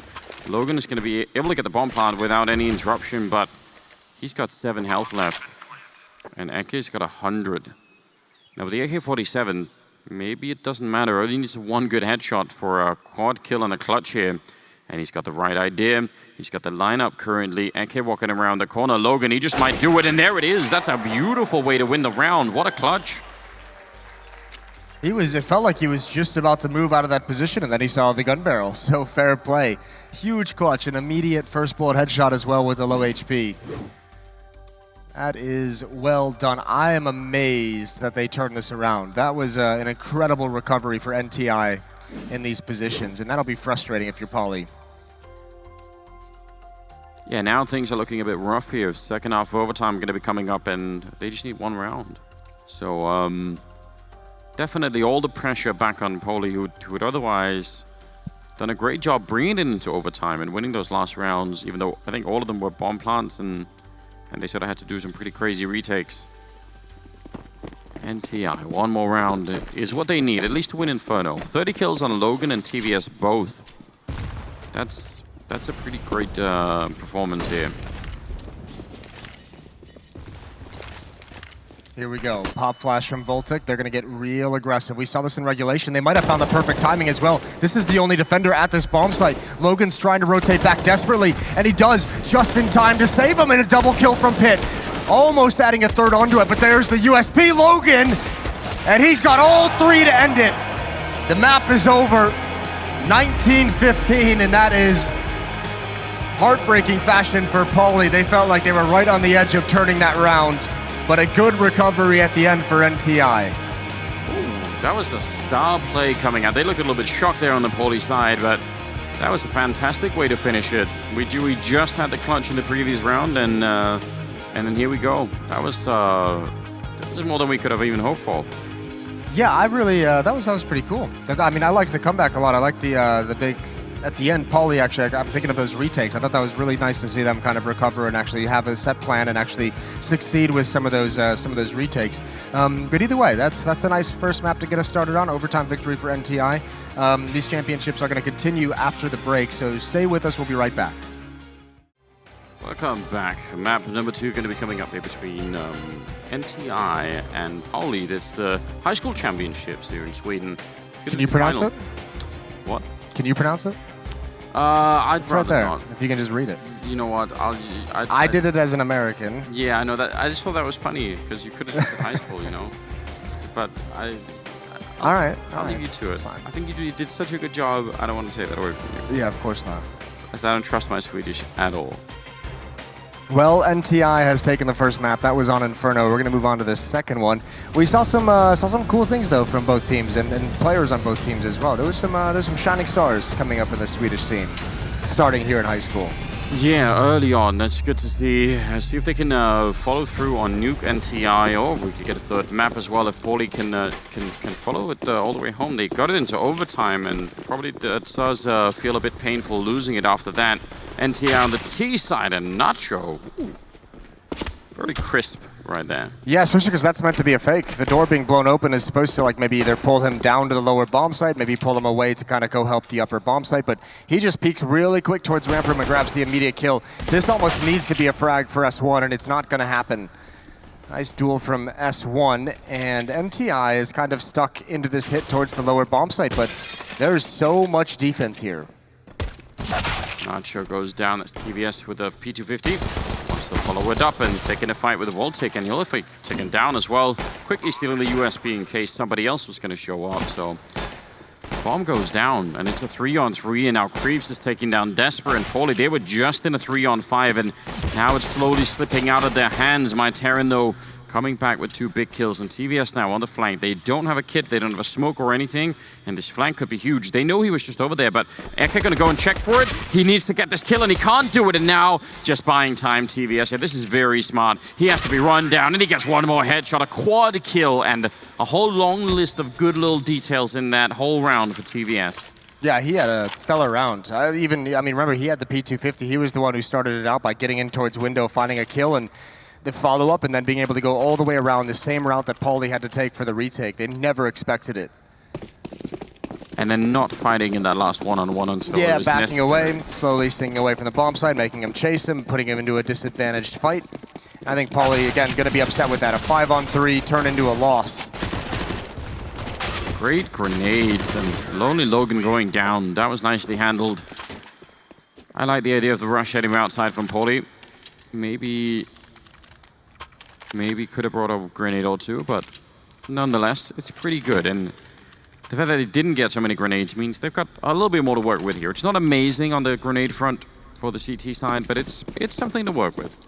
Something to work with. The tough part will be if NTI runs anything fast towards that upper bomb site. There's no Molotovs for the hut, no Molotovs for the door, and indeed Despo wasn't even looking in that direction initially. Voltic brought down low, eventually picked off. That's outside. He's caught in the open. I believe that would have had to have been from Twinkie, Silo, as we yeah. call it, or Silo, as people who aren't insane call it. How's Twinkie make any sense? It's an old 1.6 call that I can't throw away. Okay. Because it used to be a giant you know what? circular cylinder thing, which is what a Twinkie is. Is it really though? I mean, Twinkie's many things, disgusting being one of them, but disgusting doesn't have the same ring to it as Twinkie. A couple nice entries on the upper bomb site, and yeah, now NTI is just picking them apart. I'll tell you what though, just because you invoke the 1.6 nostalgia, I'll accept it. It's okay. Fine. I think that trumps almost everything. That does pretty much trump every Counter-Strike rule in the book. Yeah, it works. Works every time. Just play that 1.6 card. I've, Nacho. Nice kill, but OG going to be able to bring him down right off the bat. That's the first rifle round. Not really working out. I've never had a Twinkie, but I only know what they are from Die Hard. When the cop in the beginning... Okay, yeah. He's buying, I think he's buying Twinkies. Yeah, he was, I believe. So that's the only reason why I know. Twinkies are not that good of things. They're not really... They look delicious in the movie. They do. I've started living a healthy lifestyle before I ever got a chance to try one. We never had that segment of you trying American candies because, you know, licorice is gross. There's so many cooler things out there in the world. Really? Like the pure sugar of American candy. We literally have a thing called Pixie Sticks, which is just a tube of sugar. And I've actually tried that, which I must say was thoroughly unimpressive. But oh wait a minute, my Terran. Yeah, that's a nice kill on TVS. Still going to be almost impossible for him to win the round. No armor, and he's going to be going down. I'm not sure. The only one left up here. Here's something a little bit scary about this map in my mind is that NTI starting on the T side indicates to me that this was their map pick, Inferno being Pauly's map pick, and you've lost yours and now you go into Nuke, and this is the defending champion team. They just took your map pick off of you in overtime. I have to imagine Nuke as well, a pretty difficult map for communication and for coordination. If you're picking this map, you are very confident in playing it. Well, that's the thing, isn't it? Because, I mean, whereas you can definitely get a little bit lost on Inferno with who's rotating where on the CT side, but on Nuke, you know, that's where things can go horribly wrong. He's going to be trying to steal the gun and walk in. I think that's a good idea. I'll say this for American desserts, now that we're on the topic. Okay. We're staying on the topic. Yep. First time, I think it was in Atlanta, I had red velvet cookies. It was the first time I had that. Red velvet anything is pretty... I had that God bless America feeling, you know? You understood all the hype. Suddenly I was like, oh, that's what they mean. Yeah, red velvet anything is pretty solid. We do a good job with that. Okay, we'll move on from now. Or we can go find you a red velvet cake. I've never tried that. Well, it's too late now. I don't want to get drawn back into it, you know? I fear what will happen. So, I mean, a fantastic start here for NTI, playing the T side, probably going to be CT side, and they obviously, now they've picked up the double up setup, don't necessarily oppose it. Not at this level. On a pro level, yes, but on this level, I think you can find a lot of those. You're not going to have the same kind of teamwork and cohesion that the professionals will. So the ops can actually do a phenomenal job of picking people off if they overextend, which is going to happen relatively frequently. Unfortunately, that's a back and forth duel for some time from the AWPs, and no one comes out on top. It would have been nice for the defense if they could have picked up that kill, especially on TVS, who seems to be quite confident. It even sort of feels like some of the time here, what they're doing is just saying, TVS, if you can just go and find a kill, like right off the bat, then that would be even better. Okay, lucky to be alive. Did get dinked, and Creep's going down. One AWP working out, and Eke, even with the low health, still being effective and taking down S1. Now they're just picking them apart. Yeah, there's those ops coming into play.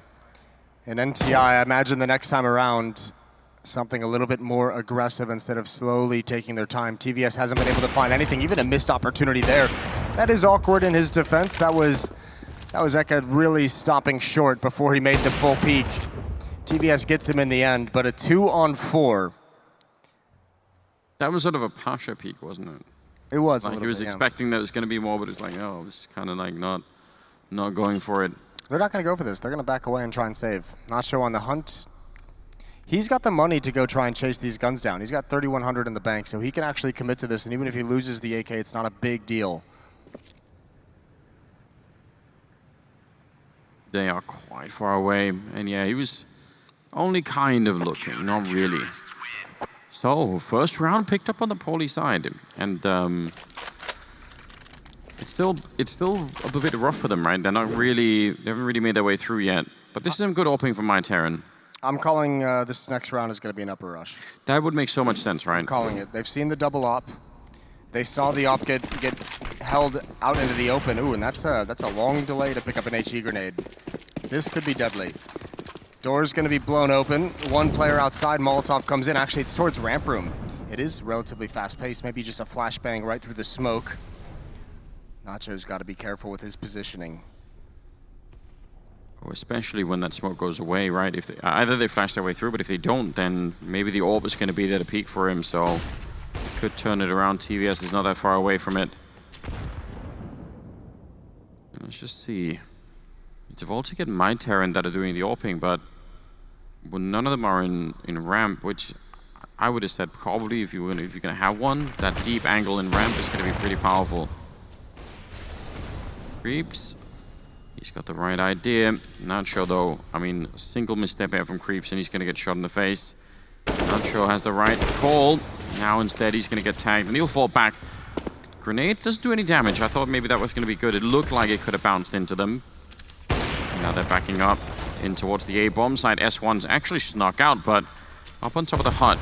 Despa's still playing, and I feel like now they're losing maybe the plot a little bit here on the NTI side. It's going to be tricky to try and make your way through here with 30 seconds left. MyTerran not even firing the gun. TVS will take one, but MyTerran's still there for the lineup. Oh, he's going to get a double TVS.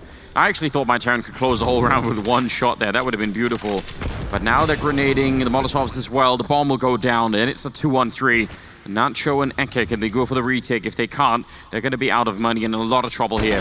Good timing for Nacho sneaking through. A lot of bullets used, and now he's on the bomb side, but realizing the bomb is on the other side, and that's going to make this defuse very, very difficult.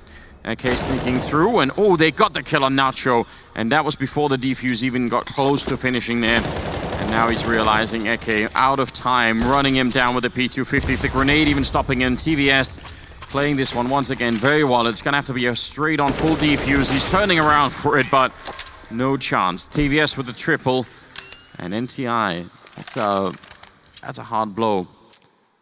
TVS has been clutch as hell so far in this game. First, the pistol round, he got the 4 kills. He won the 1 versus 2 at the end. We don't get to see AWPers try an entry on Nuke a whole lot in this fashion, but it gets so hectic and confusing in these narrow choke points. So those are extremely good shots from TVS. And obviously finishing things off as well. 10-2 for TVS, leading the way for his team, and they've got Paulie out of money after this bye. This would be a big round to win, but they're not expecting it up. Good trade again from TVS. Playing well up on that silo, and he's going to be taking out MyTerran as well, so that's a nice fight to be winning. And now they've got Eke locked down. Can he actually get back from here? Now would be a great time if somebody could show up with a smoke or a flashbang to help him out. He's still in a lot of danger behind then. Attempted help, but Eke, yeah, there's just so many people out here. Nacho doing his best to try and maybe get a shot off on somebody. Despa though, this could be a huge flank, and oh, the timing is missed by a second. That would have been important. Oh, that's a shot and a half. Nacho goes down, didn't even see it coming. It's going to be likely 6-1. And you're right, couple slim margins, that peak from Despa. But again, if that defense outside, if they have a couple pop flashes to be able to get out, instead of just kind of swinging into the AWP crosshair of TVS, who has 2 of those opening kills outside, that could have been so effective. Blind the AWPer, take a peek, and you have a chance to find a kill. Small details that can be added on to the Paulie setups. Despa looking to do some damage here. Obviously without the kit, not looking to actually try and win the round. But so far, fairly unimpressed on the other side. Oh, actually going to go and look for him a bit, and they'll find him. Great double for S1, but also, again, TVS locking in at a pretty high rate early on here on Nuke. He's feeling super confident in all of these fights. Yeah, he's looking very good. We don't get to see an AWPer go nuts like this on Nuke too often, so it's actually pretty cool. He's just holding angles, waiting for the next fight to come. MyTerran giving himself up. I believe this is going to be a timeout called by Paulie. We saw him use one on Inferno as well. Wanting to discuss a few things. Well, I can understand that. A little bit behind at this point. Yeah, it's time to get into the game. It's time to put some rounds on the board. The tough part is just being immediately reset. That's the one that hurts. All your money taken away early on the CT side never feels good.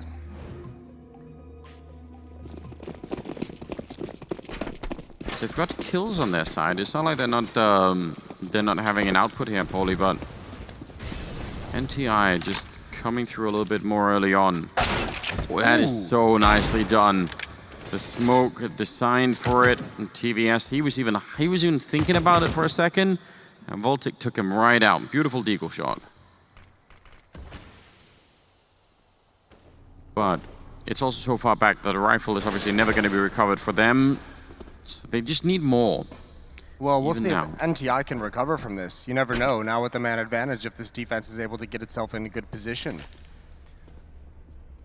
Looks like S1 wants to lead the way towards ramp room. Another obstacle here. His brother along the wall can't land the deagle.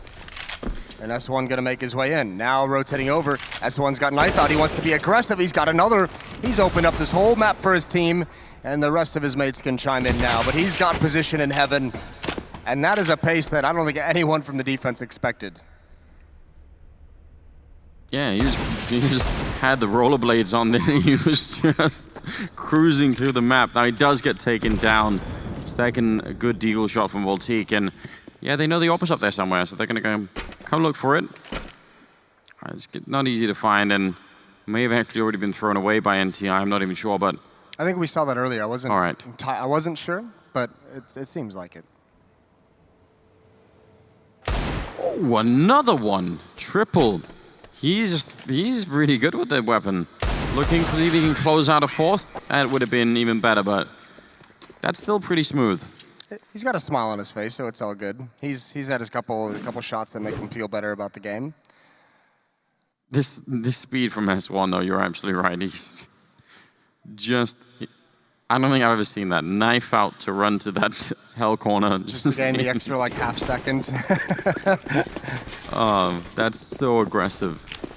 I love it. I mean, we never know. We obviously don't know, like, what the practice is like, who they play against. Oh, the Molotov, my Terran is going to burn down low, but that's totally worth it to get the opening kill. 3 players in Mini Garage, though, from Paulie. That's kind of scary. Going to break that up now. But obviously it helps them shore up inside and the outside defense. Look at this from Nacho playing on the rating. Normally people try and one-way smoke on the other side, but if this works, then more power to him. Does some damage. I was going to say, if he sticks around to sort of keep spraying that, that's probably a mistake. One grenade and the follow-up, and he was hungry for more. The true Nacho way. Voltic, nice improvised wall of smokes right at the end, and there wasn't enough of a gap. Despa's going to drop in towards vents. He's the next one to be able to challenge a smoke that he's not going to use quite yet. He could delay a little bit longer, and time is going to start becoming an issue. Logan just walks right into the open. And I'm pretty sure Despa heard that scope as well, which is one of those little things that, you know, if you're the CT player in that position, even if you know they're probably coming, it's like that gives you like all the alertness that you need, right? It's instantly your brain is saying, you know what, I'm going to be ready for this. Now Creeps, though, walking in, and Voltic. Deagle last time, this time with the AWP and the defense looking much better here. OJ, 1 versus 3, and 20 seconds left, and I don't think there's a chance in hell that he can do this. Eke in the corner, able to take him down, and Paulie finding a second round. And it was about time. Yeah, and importantly, they keep 3 players alive as well. So get to build up some money. They don't have that same disaster as last time where they get, you know, pretty quickly reset. We'll see if they can continue it. They need to put way more rounds on the board, but that is certainly a good start. Op on Voltic, op on my Terran. Double op set up again for the defense, and it's actually NTI who are up by 5 rounds, yet they're the ones out of money. Not afraid at all to take that fight outside. Voltic. Ooh, Logan, that's a headshot. That was a scout. Otherwise, he would have had it. I still kind of like the idea that Voltic is trying to, you know, maybe take some aggression back and maybe try and see if they can flex on them a little bit. Nacho goes down, though. And now it's getting really worrisome. 3 versus 5. Look how afraid Paulie is as well. 3 players rotate into the lower bomb site. There's no one defending upper, and S1's just going to eventually march his way in towards Mini. All on his own with the bomb. He's got a teammate wrapping around towards Heaven. And pretty soon NTI is going to realize the upper bomb site, there's no defense. There's no one to hold them back. And Pauly's just going to be forced to save these guns for the next round. Well, the fact that they even realize, right, that's the kind of thing where I would say that's where some of the teamwork you learn playing the game of Counter-Strike is going to be real important, right? Because the couple of kills you get early on there, and you actually get the access down to the B bomb side, but there's got to be some kind of quick conversation happening on that T side, just saying, hey, wait a minute, like, do we have to go through with this? How much rush are we in? Did anyone see anyone else? You know, like, and then they go back to check and they find nothing. So, well, it's we usually attribute, you know, some of those calls or most of those calls to the in-game leadership, which is why we put such a emphasis on that role. So fair play to S1 if he's the one making those calls, gathering all that information and making the determination. That's well done. He's given his team a free round just based off his decision making. 8-2. And another crushing defeat right after picking up a round. So you don't like to see it if you're on the Pauly side, if you're a Pauly fan. You definitely don't. Do you guys have soccer moms in Denmark and Sweden? Like the moms who are a little bit too intense about their sons and their kids' sports matches? Yeah, I think there's dads as well that are like that. It's not just contained to moms. I think there was some notice put out by like a school that said like, hey, listen, if you show up to watch your kids play sports, like, you know, we appreciate that, but there can't be any like, you know, aggressive yelling from the sidelines or anything like that. There was actually a notice put out about that. So yeah, I guess we do. What do they turn into Counter-Strike moms and dads? Think we have that at Counter-Strike matches yet? It'll happen. It's just a matter of time. That's a nice kill from S1, diving down the vent. They're a man down still because this is a good start from Pauly and Nacho. Oh, right in his face. That is the most upsetting fight if you're S1. You're coming back just to look straight up. Oh, nice follow-up from Nacho. He's had enough of it. OJ holding on towards Lobby is going to find a single kill. He's got a 1 versus 3 to deal with at this point. Must find this player in ramp room. Okay, off angle, misses the chance.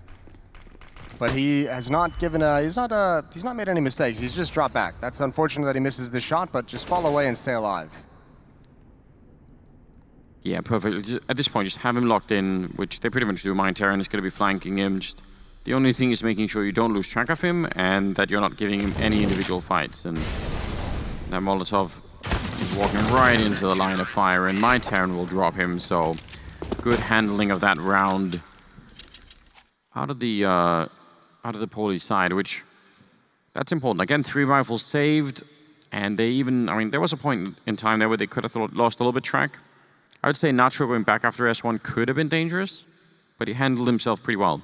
Yeah, S1 he was looking for that exact fight, right? Just the timing of it. He was already pre-aimed at the top of the vent for someone to walk in. If he had actually just even sunk back and just looked straight down the vents, could have been an easy kill. But those are the decisions you make that are only easy when you know the consequences already.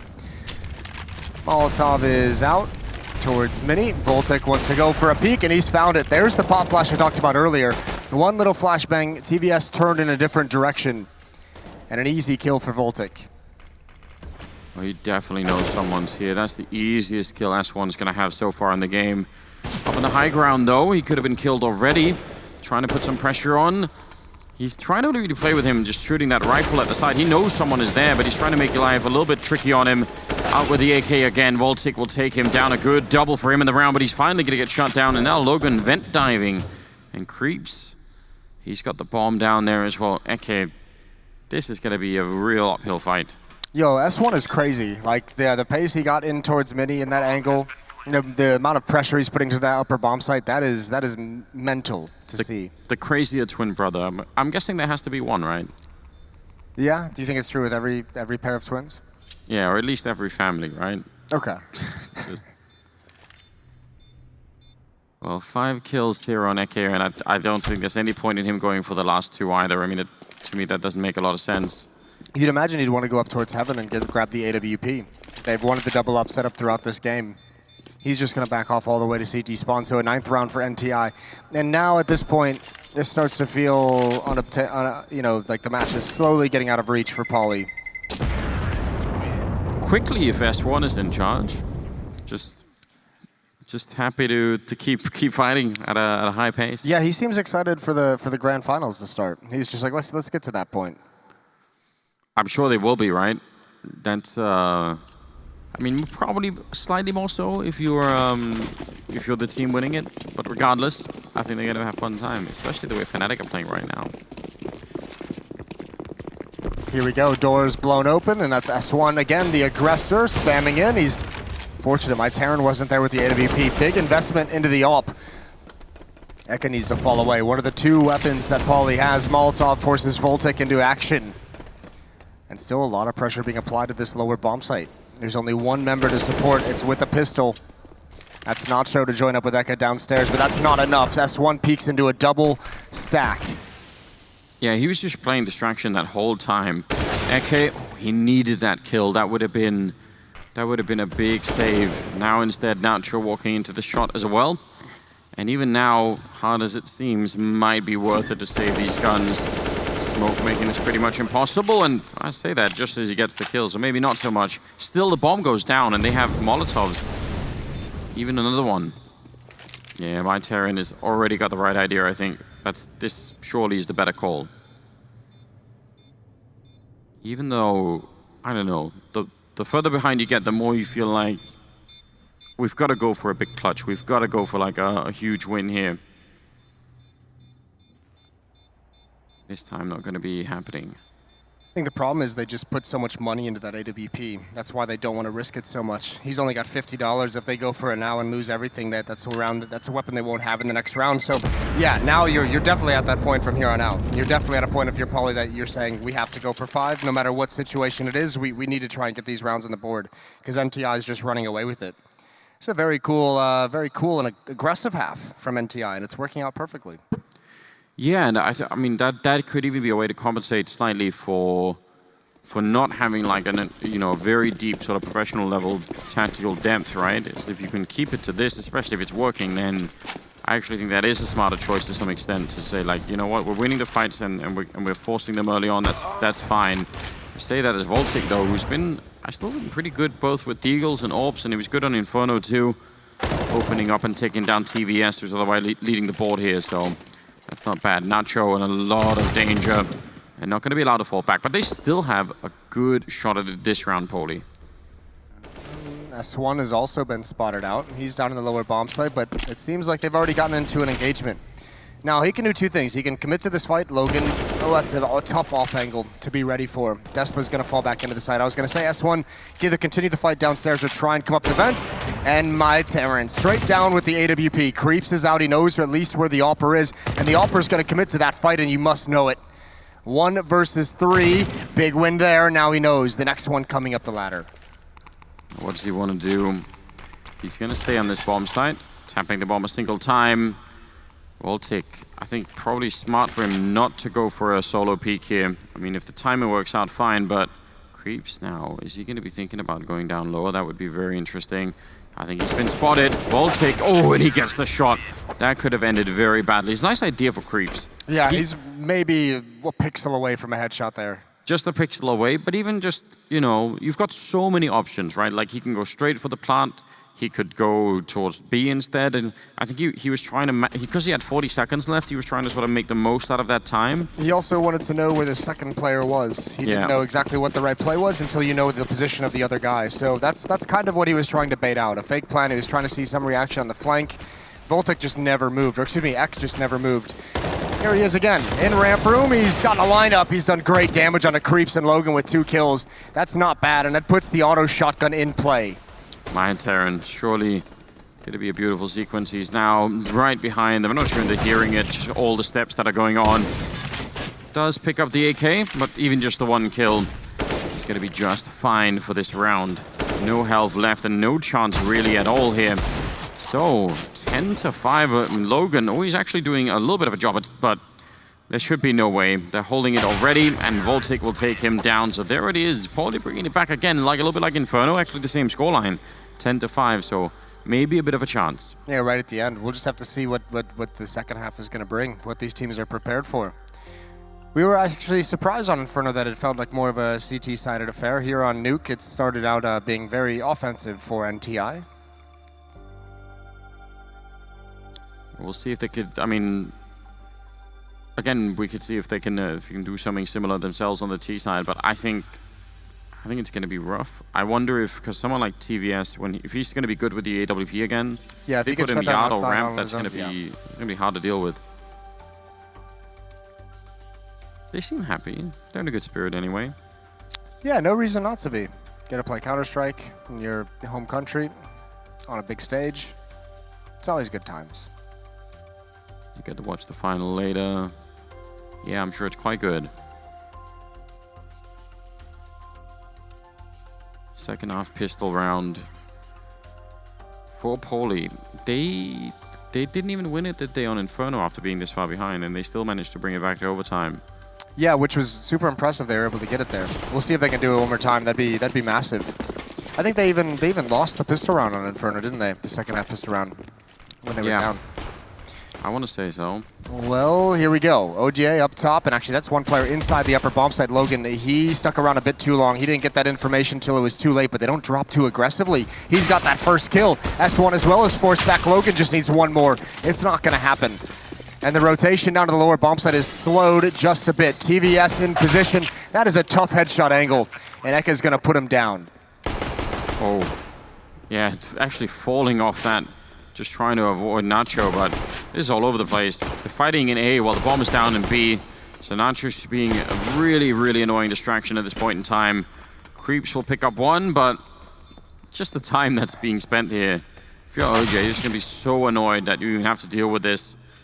Creeps now, no chance at all. A big round for Paulie here. And they're feeling it now. Off to a better start here than they were on Inferno, at least in the second half. And that should hopefully give them some fire back. He was quite hyped. I could hear him from up here, down to the stage. He's shouting. Galil's out with the MAC-10 on Despa. You have to imagine MAC-10 is gonna lead the way. Unarmored opponents, it might be able to chew him up pretty quickly. Oh, look at the outside pressure. No nades, but Voltic's position up top is gonna be an easy one to force this back. And I think that position alone, NTI's got to just say, it's not worth it for us. There's nothing we can gain here. He's got too strong of a position. And Paulie's handling this very well, being passive. Just the MAC-10 going down, which is not really a big deal. Shadow being shown there, surely, so... But even then, OJ's got like 29 health, so... Don't think there's anything he could do. Yeah, he knows it. But can't really capitalize on it. And maybe Nacho instead going to be the one to take the fight. Are they going to drop simultaneously? That's close. Nacho still took a little bit of a hit, but they're going to be just fine, Paulie. 7th round on the board. That's an attitude guy. Getting everyone into it, fist pumping, smiling, cheering. See, you need that too, right? You need the leadership, you need the guy to bring the mood back, and hopefully you need some real strong aimers too to get back in this game. Yeah, that'd be one of the more important parts. Making sure you can actually complete the kills. Creeps coming up the ladder. No AWPs out just yet. Both teams really like those in the first half. Fast pace towards the upper bomb site. Oh, and this looks like a good hold for NTI. They had the Molotov in place. Nice round from OGA. 2 kills for him. His teammate had 2 as well. Creeps was the first to go down. TVS does fall, actually. That's no miscommunication. Thought someone was at the door, but Nacho cannot hold on. I think that's Paulie trying to really, you know, establish the pace of this game and trying to get control fully back, right? If you make this A rush work, then you're going to have them really worried for a while. And maybe you also think that they're not going to have that many grenades to sort of shut anything down. Well, I mentioned a couple times I expected that to come out from NTI in the first half, and it never did. We're going to get I believe, a timeout. I believe this is a dead round. Yeah, just a big tech issue to sort out, and then we'll go right back into it. Yeah. They only have pistols anyway, so I've you know. If you had to create a final exam for Counter-Strike, what would it be based on? Oh, what would it be based on? I mean, you could do all the common stuff about like knowing a certain amount of smokes, like you have. Okay, like a practical exam, like you have to show me five smokes for an A execute on Mirage or something like that. Yeah, and you have to you have to know all of them across the map, like Oh, Jesus, you're every single position. a Yeah. real tough professor at this level. Oh, we're back. It looks like we're back. Headshot for Nacho with the deagle. That provides a small opening of sorts. Good shot from TVS. That's a scout to find the headshot, and everyone is falling on this defense. Nacho with a second shot. And I don't think the scout has the capabilities to get them back into the bomb site. A lot of this is going to be on Logan, and he's already down. Wow. Nobody saw that coming. The first A rush didn't work out. The second one with just pistols. I mean, I guess that does show you the power of an opening kill, right? Just one good solid shot, and that's all it takes. TVS probably lucky to be alive here. Been landing some decent scout headshots, and he's looking for more, but they're not really that scared of him. Hunting him down, and that's a huge round out of Paulie. I was gonna say the other thing you could do is you could have people beat one of those like aim map records or something, you know? Okay. It's like, you know, you gotta do better than this. And you could grade on a curve, right? Like, everyone's times would all depend on the fastest. Maybe there would be some Counter-Strike history in there. That'd certainly be a class at Counter-Strike College. Who was on Fnatic in 2011, that kind of thing, you know? Do you know the answer to that? No, I'm not Vendetta or Duncan. You should have at least picked a question that you knew the answer to. Yeah, you that really could have set yourself up nicely. That would have been the smart play, wouldn't it? But I can't think that far ahead. Yeah, I think there are a lot of ways to go with that. A lot of ways to go with that. Maybe you could have like event history, like, you know, which of these cities have, you know, have hosted, you know, a big LAN tournament, you know. Yeah, like or who are the 3 winners of like ESL1 Cologne, the last 3 winners or something like that? Yeah, there's actually a lot to go with here. Okay. We'd be terrible professors. Yeah, well, we would be going, you know, HLTV levels of quiz with it, right? Just like you could some of it could be math related, right? It could be all economy. Yeah, good point. Yeah, do make this economy decision in 15 seconds to freeze time? That's intense. That's real intense. I'm kind of upset I came up with that. OJ is completely blind. Creeps with the deagle. Oh, nice headshot. TVS combines as well. Would have been great if he could have gotten that, but it doesn't matter. His teammates are picking up the pieces until Voltic has gotten involved. And Logan coming up heaven with the scout, and that's a tough one. Oh, he's got the tag, and he goes for the follow-up with the USP. What a win. These teams are going blow for blow. And for Paulie, that's so upsetting. You were just celebrating the fact that you had that previous A rush workout, and this one gets really shut down. TVS. Again, though, I mean, we've seen it. We saw it in Inferno a couple times. It's got to always be depressing when you go back and look at those highlights and you're watching TVS get those 2 kills from Mini, and then the smoke pops up half a second after the kills, just a bit uncoordinated with the utility. They know the answer, it's just the coordination is off. And again, that's probably the pressure of the situation. I mean, it's one of those things that I agree 100%, right? If you ask them before the game, you know, how do we do this? Like, they'll have the answers to it. It's just that once you add the pressure and you're in the live environment, it all gets a little bit more difficult. S1 crouched down for a good kill, and the follow-up is fantastic as well. That's the bomb, and he's already picked up the first kill of the round, actually, towards the squeak door. So he's doing a very good job at the moment. Did he see Desper? I think now he does. And he's going to be quickly dispatched. Good round out of S1. And now they're taking some really huge steps towards a victory here on 2 maps. And NTI, they're just seconds away, aren't they?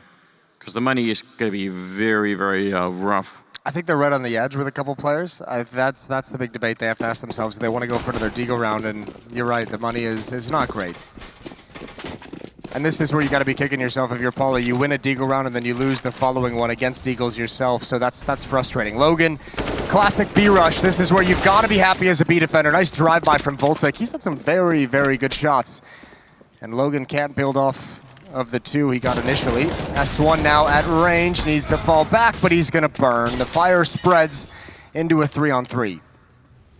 Yeah, and he had a pretty good chance. I mean, that probably was going to be a very winnable fight for him, even in the first, before the Molotov went down, but didn't really get the chance, and nice patience from Creeps. That's the kind of stuff you want to see, because if he goes for to try and stop the bomb plant before the rest of his team is there, That doesn't really make much sense. Voltic, oh, he almost does it. You are absolutely right. He's been great this game, and the last one too. And now the smoke goes up here for Terran. Smoke on top of the bomb as well. He can't see anything, and that Glock is not connecting. Knife inside of it, and somehow he gets the stab, but not the actual kill. And NTI will win the round. That is a nice attempt. I was waiting for a moment where OJ actually kills his teammate after the stab. That's what I was waiting for. Some damage to be dealt. That could have been an outcome as well.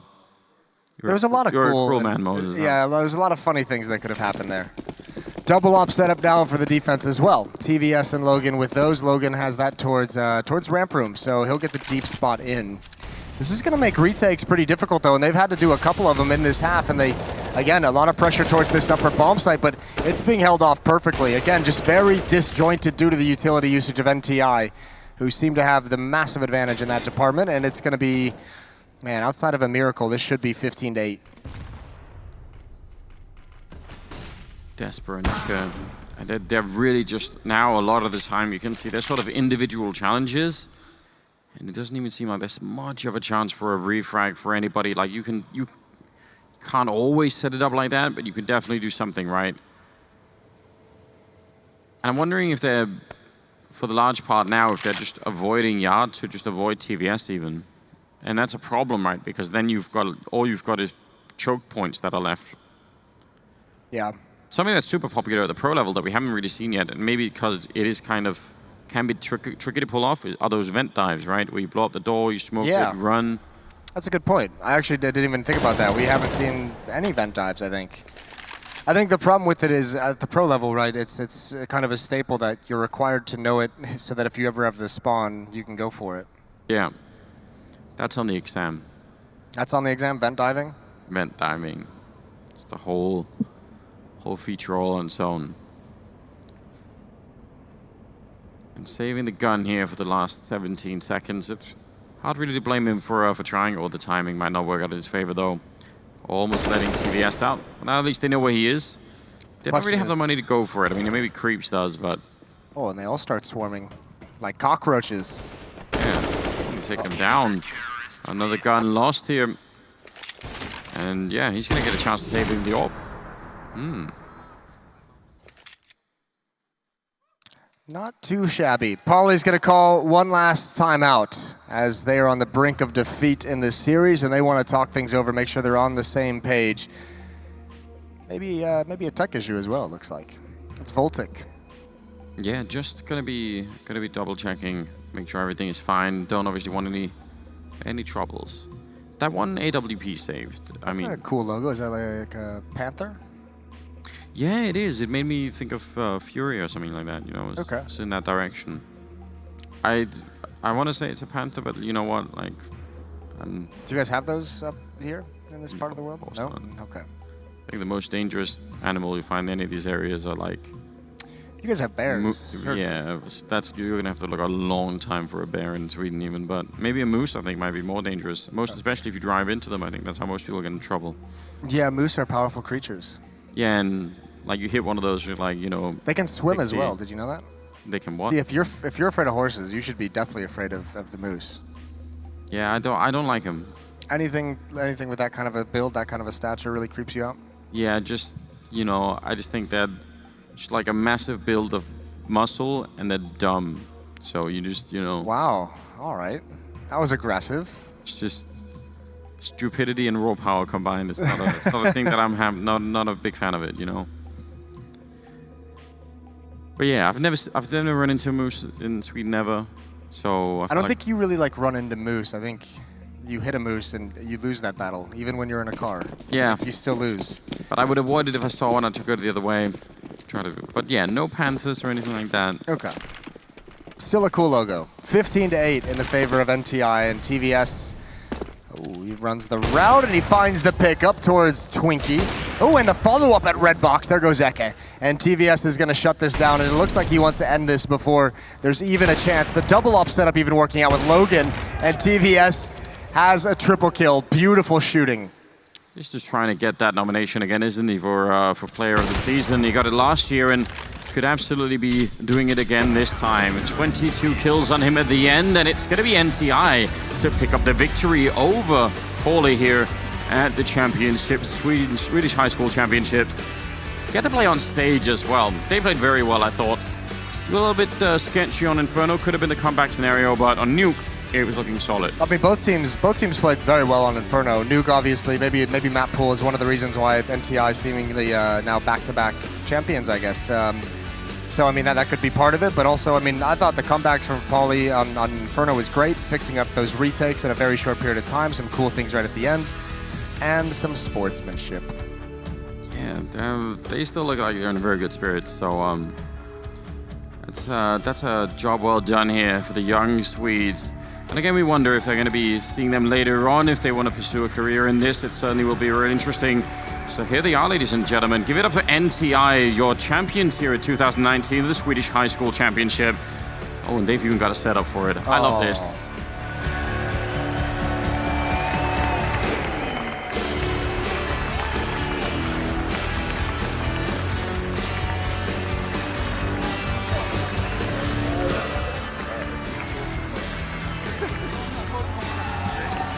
NTI, you guys have done it. You have managed to win at the Swedish High School Championship. First of all, how does it feel? I mean, man, it feels amazing, to be honest. We won last year as well, so we're defending the title. Now, defending title in front of a massive crowd, you're obviously used to this kind of setup now, but is there any nerves when you come to these stages? Yeah, of course. It's different to play in front of a big crowd, but it's an amazing feeling. Now, when we look at the first map, right, went to overtime, it looked like you guys were kind of going to have a comfortable win on it to start with, but it started to drop away. What was the kind of moment where you realized, okay, we can sort this, we can fix it in overtime? Because it must have been scary. We felt that they were playing really weak on A, so we just focused on playing A and then going back B. It's pretty simple. Pretty simple stuff, and you managed to get it done, and then you close it out 2-0. Do you think you guys will be back in next year to kind of have a double back-to-back wins? I won't be back because I'm taking studenten next summer. So I'm finished with my school last year. So I hope the guys who are younger than me will perform and defend the title. Well, hopefully you passed on enough knowledge to the rest of these guys to make that happen as well. Now, the final question. You look at Plopsky, for an example. He was here years ago, and then he manages to get on NIP. What's your dreams and aspirations? Is that something you want to follow in? You want to make it to that level? Yeah, of course, it's a dream to play Counter-Strike in front of amazing crowds all over the world, but it's really different. You need to work hard to get there. You certainly do need to work hard, but you guys have worked hard to lift this trophy. Guys, make some noise one more time for NTI, your champions!